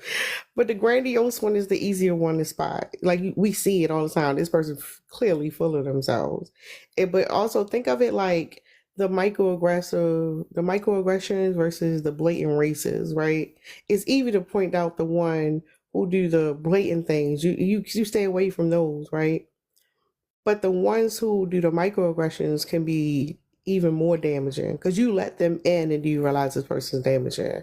So just saying, the coverts are dangerous because you don't know what's happening at first, and you let them in and you get attached, and you find out you're attached because it's literally a parasite. You are attached to this person who you thought was a well-rounded person who you could connect to, and you start thinking about your future together and everything. And then one day you realize that person did never existed. It was a figment of your imagination. So yeah, those motherfuckers are dangerous. Yeah, so we did. I think Dog was we're gonna do devalue because we talked about it, but like we didn't like really get into it like we did that first one. But we definitely was picking up. People was picking up on them comments after a while. So yeah. Um. So yeah, Onyx, did you want to say something else? Just to piggyback like last thoughts, definitely what you're saying about childhood and not being centered and not being properly taken care of as a child will leave those wounds for you. And as a person who grew up with a malignant narcissist for a mother, she did a number. So like it's so important to do your own work, especially addressing childhood abuse and neglect, or stuff like that was going on, that that you just, because it really does carry on, and it really does color your glasses, right? How rose are your glasses depends on how much abuse, how much neglect you still haven't processed. So yeah, so what you're saying is definitely spot on, and I definitely appreciate your platform and all the work that you do. So thank you for having me up. Absolutely. I'm I'm like, back. okay. Did you want to say something? I didn't even hear the last few things y'all was saying. Were y'all still talking about the narcissist? Yeah, it's on. Yeah, did you want to comment on that one? I don't know, y'all. I just want to say, y'all Negroes are weird. Like, Hold on, I what ain't you gonna eating? What you eating? these nuts. Thanks to you. Thanks to you. And then look, Tara. Why'd you say it like that? And then thanks to you also, I had went and did my pickup order, and I added them damn peppers. I was like, if The Tara bell peppers. Did don't you get the be, red ones? yes. Well, Mm, it's a combination. It's the red, yellow, and green ones because I like all of them. okay, I like it. She be on here smacking y'all, and I'd be like, damn, that sounds good. Let me fly up to go see Tara so I can have some. They Anyway, sound like they good. You smacking the hell out. I girl, hear you. I was watching Jeff little video about getting your protein in. And I got these unsalted mixed nuts, the low sodium, lightly salted with sea salt. And I just been snacking on these all day. They've been doing what they need to do, I guess. You gotta find the right one for you. That's all. But what you wanted to say? Oh, no, I was just going back to that example that I had of the guy. Like he is, I think he is. I don't typically like to label everybody with that. If he's not, then he definitely has the tendency to become one because that's who he is. Like he's a person who we were high school sweethearts, and he came back into my life, as I was transitioning, y'all. I'm gonna just say it that way. And um, he was giving all the signs that he was interested. Looking back on it now, I see that like he was just trying to one up my ex-husband. Like he like even down to, well, I ain't gonna say that part. I'll tell y'all that on the back end. But like he just, He asked a lot of questions about your ex. yeah, initially, but I thought again because we had like a friendship after we broke up the first time in school. And I mean, we were kids. So I didn't mind sharing. I didn't tell him every single detail. But I just told him why I was leaving and why, or what I was looking for. Not like spelling out. I kept saying I want a partnership. I want a partnership. I want somebody who is going to put in the work and effort to, be an active father, an active spouse in the household, like stuff like that. It wasn't like I need a man who's 6 feet tall and make this amount of money. Like I wasn't Yeah, that. that's what they say. Do you think it would be fair to say that like it was too early for you to be dating someone? Oh, absolutely. Because what happens is like you clearly was in a vulnerable state, so that's what you wanted to talk about. Mm-hmm. And as you talked about it again, you talking, you venting, you like, okay, to connect this person. He collected information. And Mm-hmm. usually when you come out of a relationship, you like, I want the opposite of what I had. And they Mm-hmm. become that person. Like they pretend to be that person and it gets you caught up.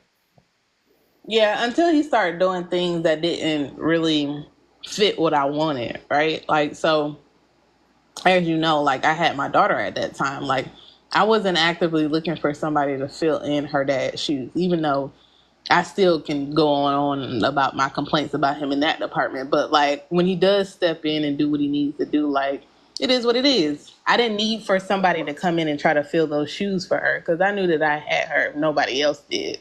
He was trying to come in and play, the role because somebody played that role for him when he was little. But it was all a scheme that Todd set up because it was all according to his master plan. It was giving Pinky in the brain, and I was the world that he was trying to take over. And Yeah, and that's once, another part of it too. They want to find somebody. The thing is, they won't ever be vulnerable with you and actually open up unless it's a lie. But the thing is, when you're a predator, you're trying to prey on somebody. You want to prey on somebody that's easy to understand. You don't want it to be hard, right? That's why they want women with certain traits.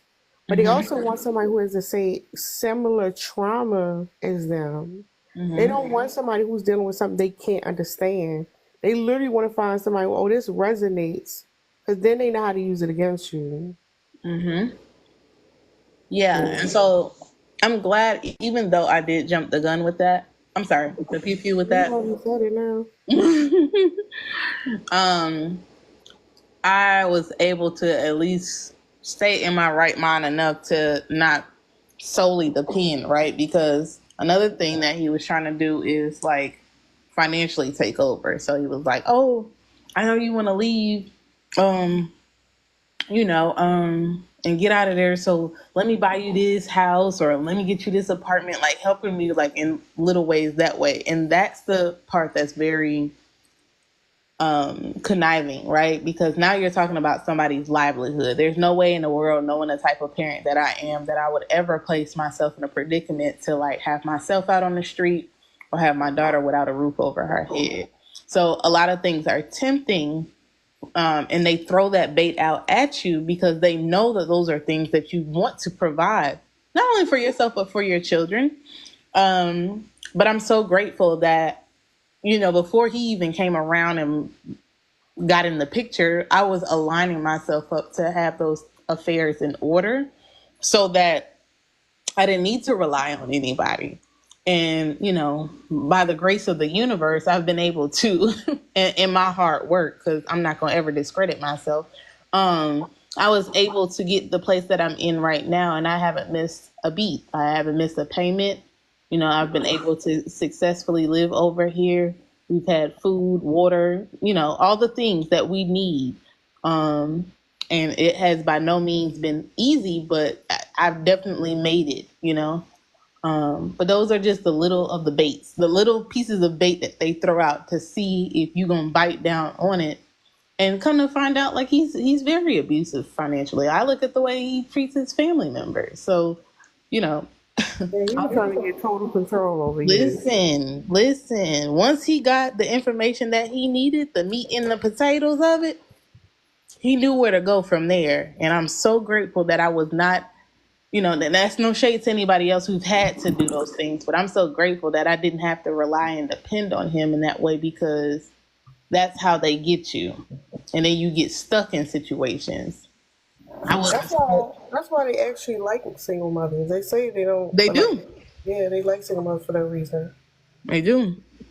They bank on it. And it's funny because he after like we stopped talking, he went on to date other single moms, and those single moms also had their affairs in order, and they didn't rely on him. The most he can ever walk away and say he paid for was dates, and that's it. As he should have. As he should have. But you can't never say you bought me this or gave me that or I provided this for you, so you owe me X, Y. They ain't no better than the nigga at the club trying to buy you a amaretto sour. They think that because they bought a $12 drink that you owe them something. Crazy. Yeah. They definitely be keeping receipts. What's up, Bree?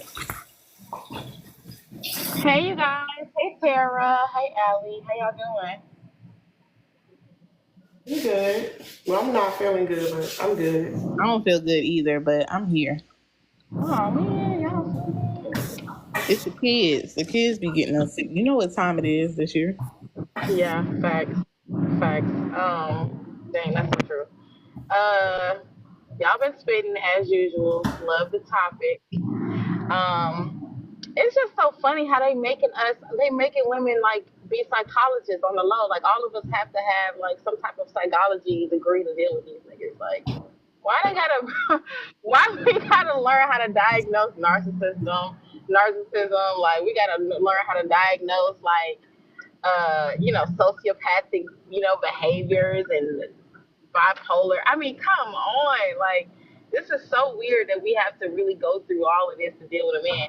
And I find that the reason why that we're required to do this is because women are literally like we're not credulous to our own experience, and they do that because they want women to have to like prove why they leave a relationship so that they can determine whether or not the reason why they're leaving is good or not, right? But it should be as easy as saying I just ain't feeling it and I want out.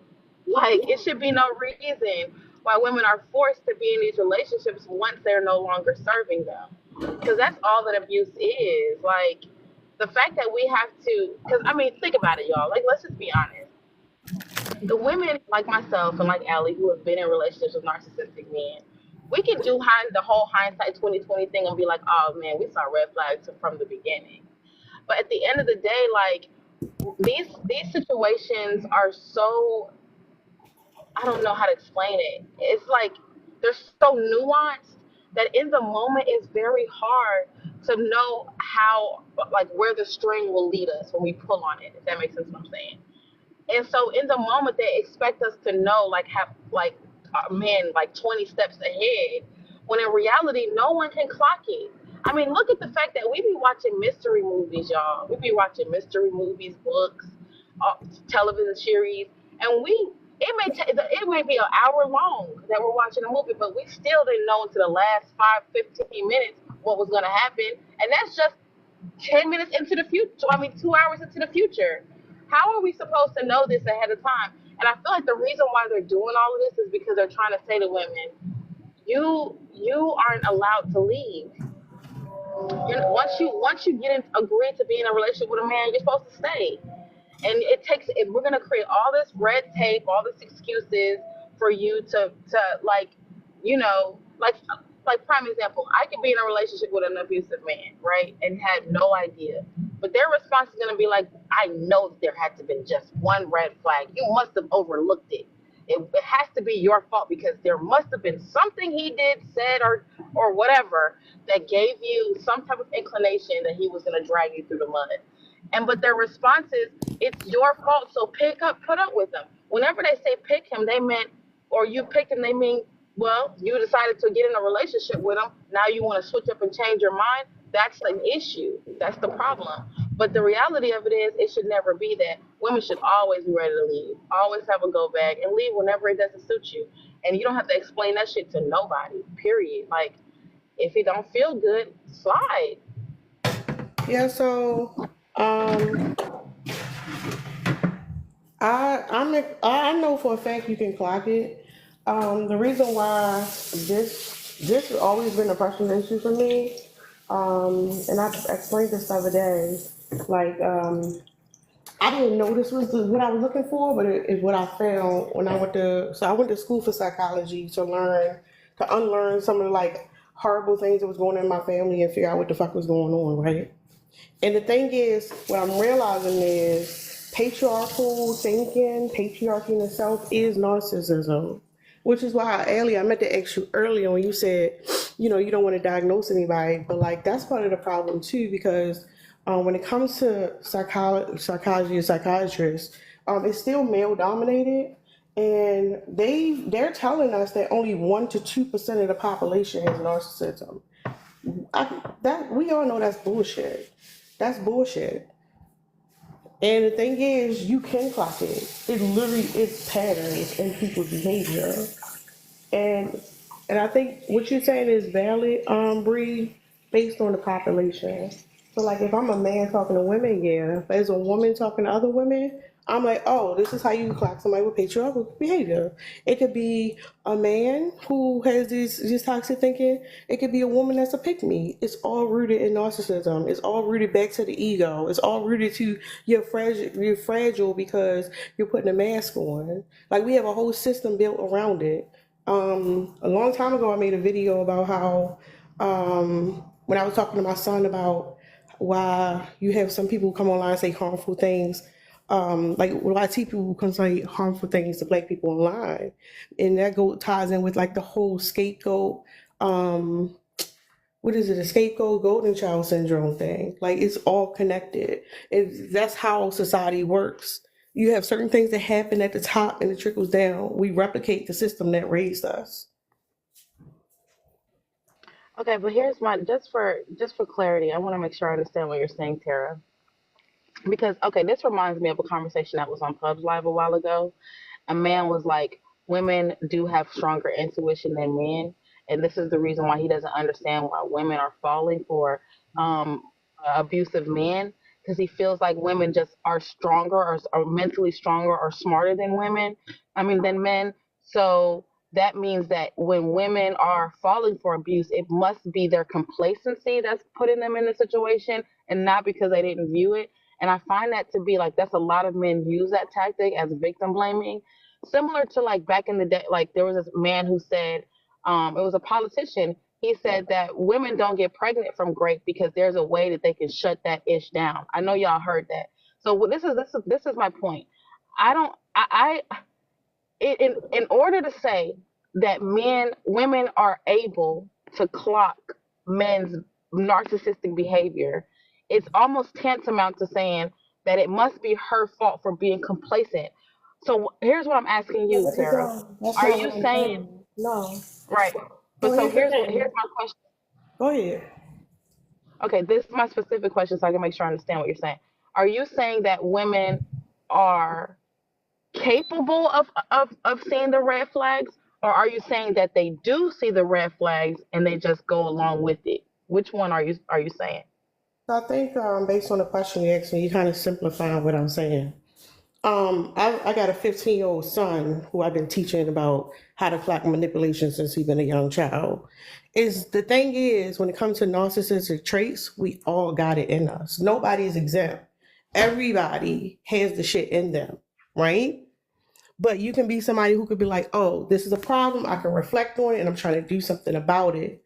Or you could be that person who like, oh, this is my ego, because I'm ascribing to the system at play because that system told me what I'm supposed to be. And this is something I want to uphold because I benefit from it. I have privilege from it. And those people are dangerous.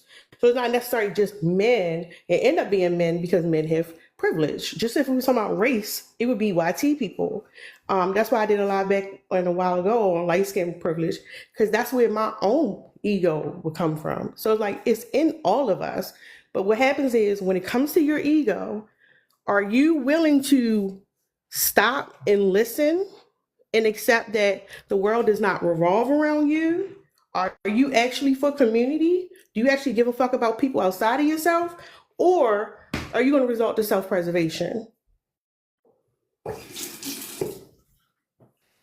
Yeah, you broke it down perfectly, Tara. Because I even see that, like, the changes that I've made, like, in speaking with you all and, the difference in how I used to think on certain things. I always thought that I was a good person, whatever that means. But even saying that feeds the ego, right? And so, um, yeah, like I get full force what you are saying right there.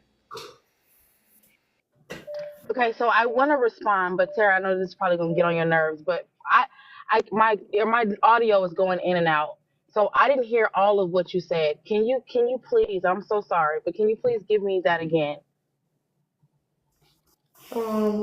Somebody else want to say it? The reason why I say that, Bree, I don't know what's going on. Like right now, I'm picking up devaluation from you. I'm gonna just say it. I'm picking up devaluation from you, so I don't want to repeat it. And it doesn't seem like you agree with me, and that's fine. But it doesn't seem you coming from a genuine place. So let me just be honest. Okay. Okay. Okay. I don't know how to. I don't know how to. Okay. This is. My heart is racing. I'm actually getting very scared Why are because I you see it scared? going. Because I don't want this to go where I think it's gonna go, and because I don't want that. I really am genuinely asking. No, you're not. And So I walked in to go get my food. That's why my phone went on what you call it, to pick up my food, and I had to use Apple Pay, and I literally did lose it. But I don't know. Okay, this is okay. What? Okay. I Okay, think so that's what the part did you hear? professor. Yeah, the Oh, scary part. No, go ahead. no, I was just gonna ask her what part did she hear?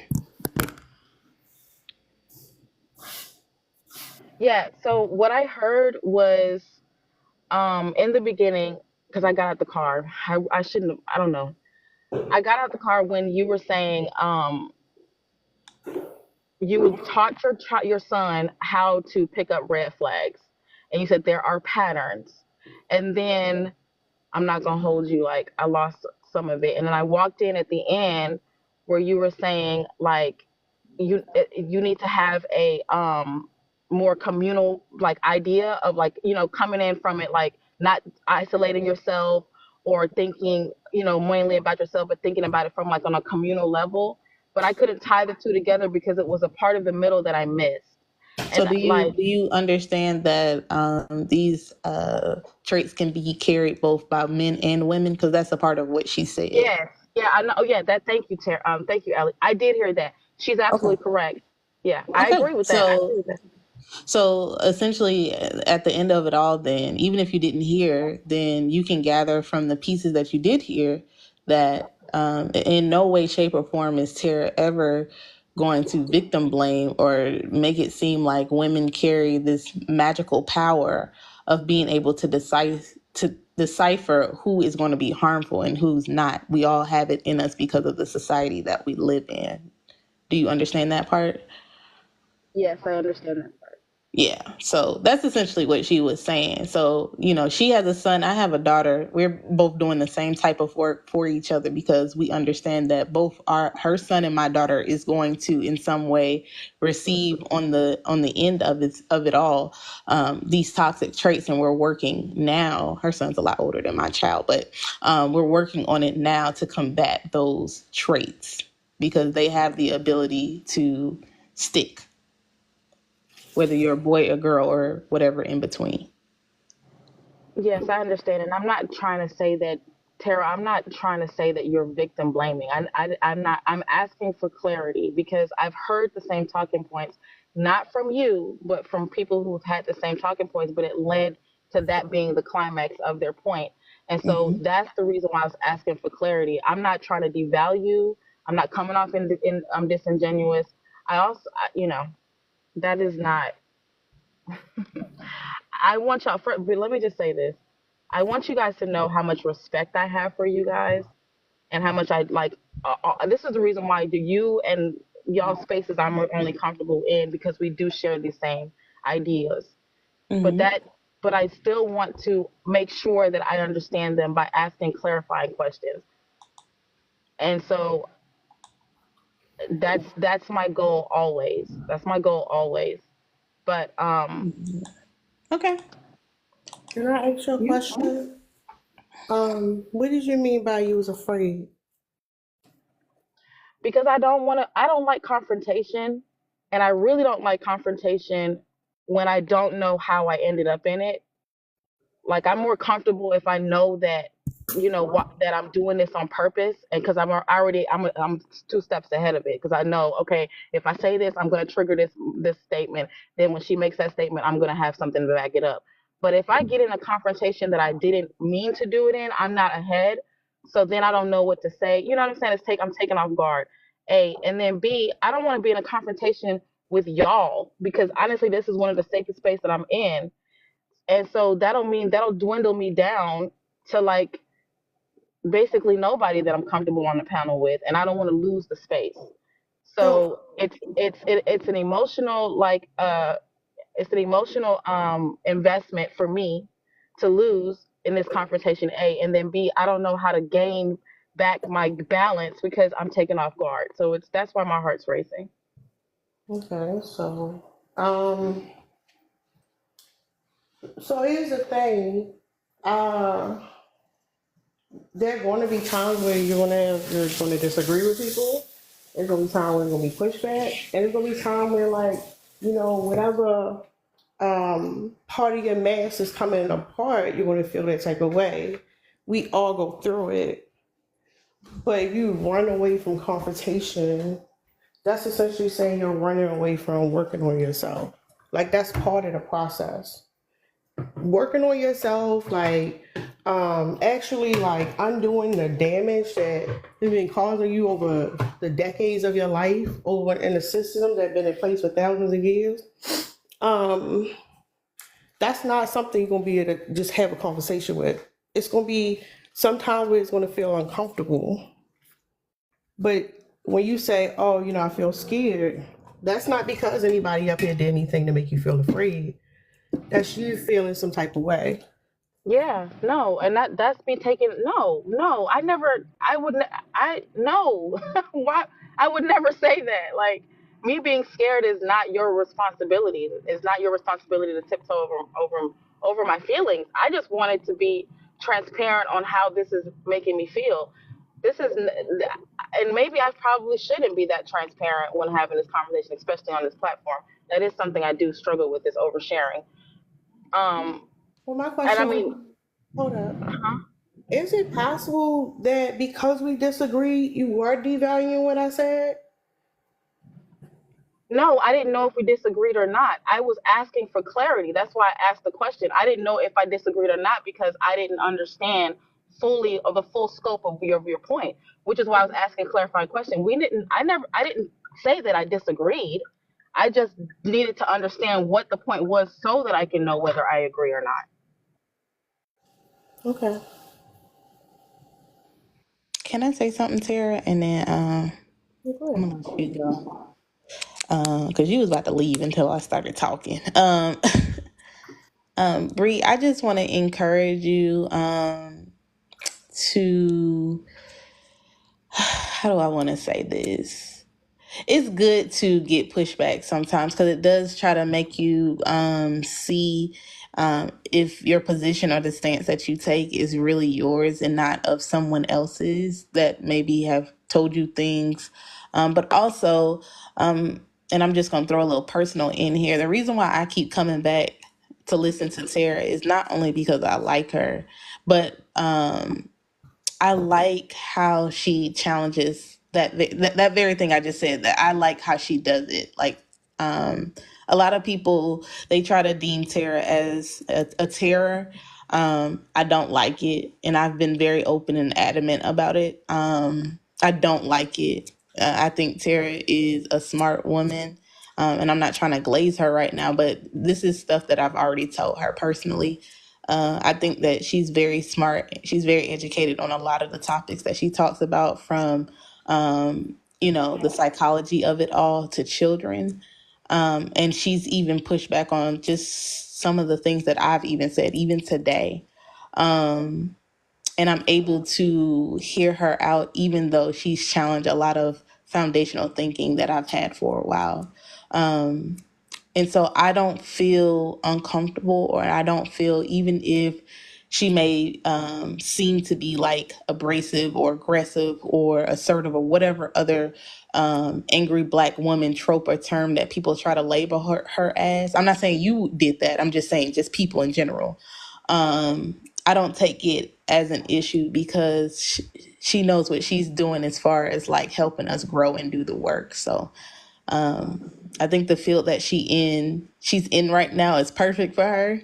And she's greatly appreciated. And I hope that you could feel the same too, because you seem to be very well educated yourself, and you shouldn't feel uncomfortable for pushback. I've seen, you push back on a few of the things beforehand.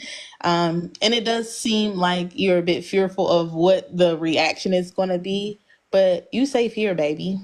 You safe. Even if you're wrong, you're safe, because we've all had to grow and learn in some way, shape, or form. All of us have had to like redo our thinking on things. So I just wanted to say that I love the both of y'all. I hope y'all have a good day. Tara, I'm gonna get with you and the rest of the crew about our plans for next year, and we'll talk again soon. Thank you, Abby. Thanks, Allie. I appreciate you. Um, yeah, so before Ellie started talking, I'm about to end the live. Did you want to say something before I end the live, Bree? No, thanks for having me up, Tara. Y'all take care. I'm gonna come back in a couple hours. We're gonna talk about womb envy and men. So if y'all wanna be part of that conversation, I'm saying a couple. I don't know, y'all. I'm not gonna ever give y'all exact times because I don't want to lie to nobody. But if y'all interested, come on back. Everybody take care.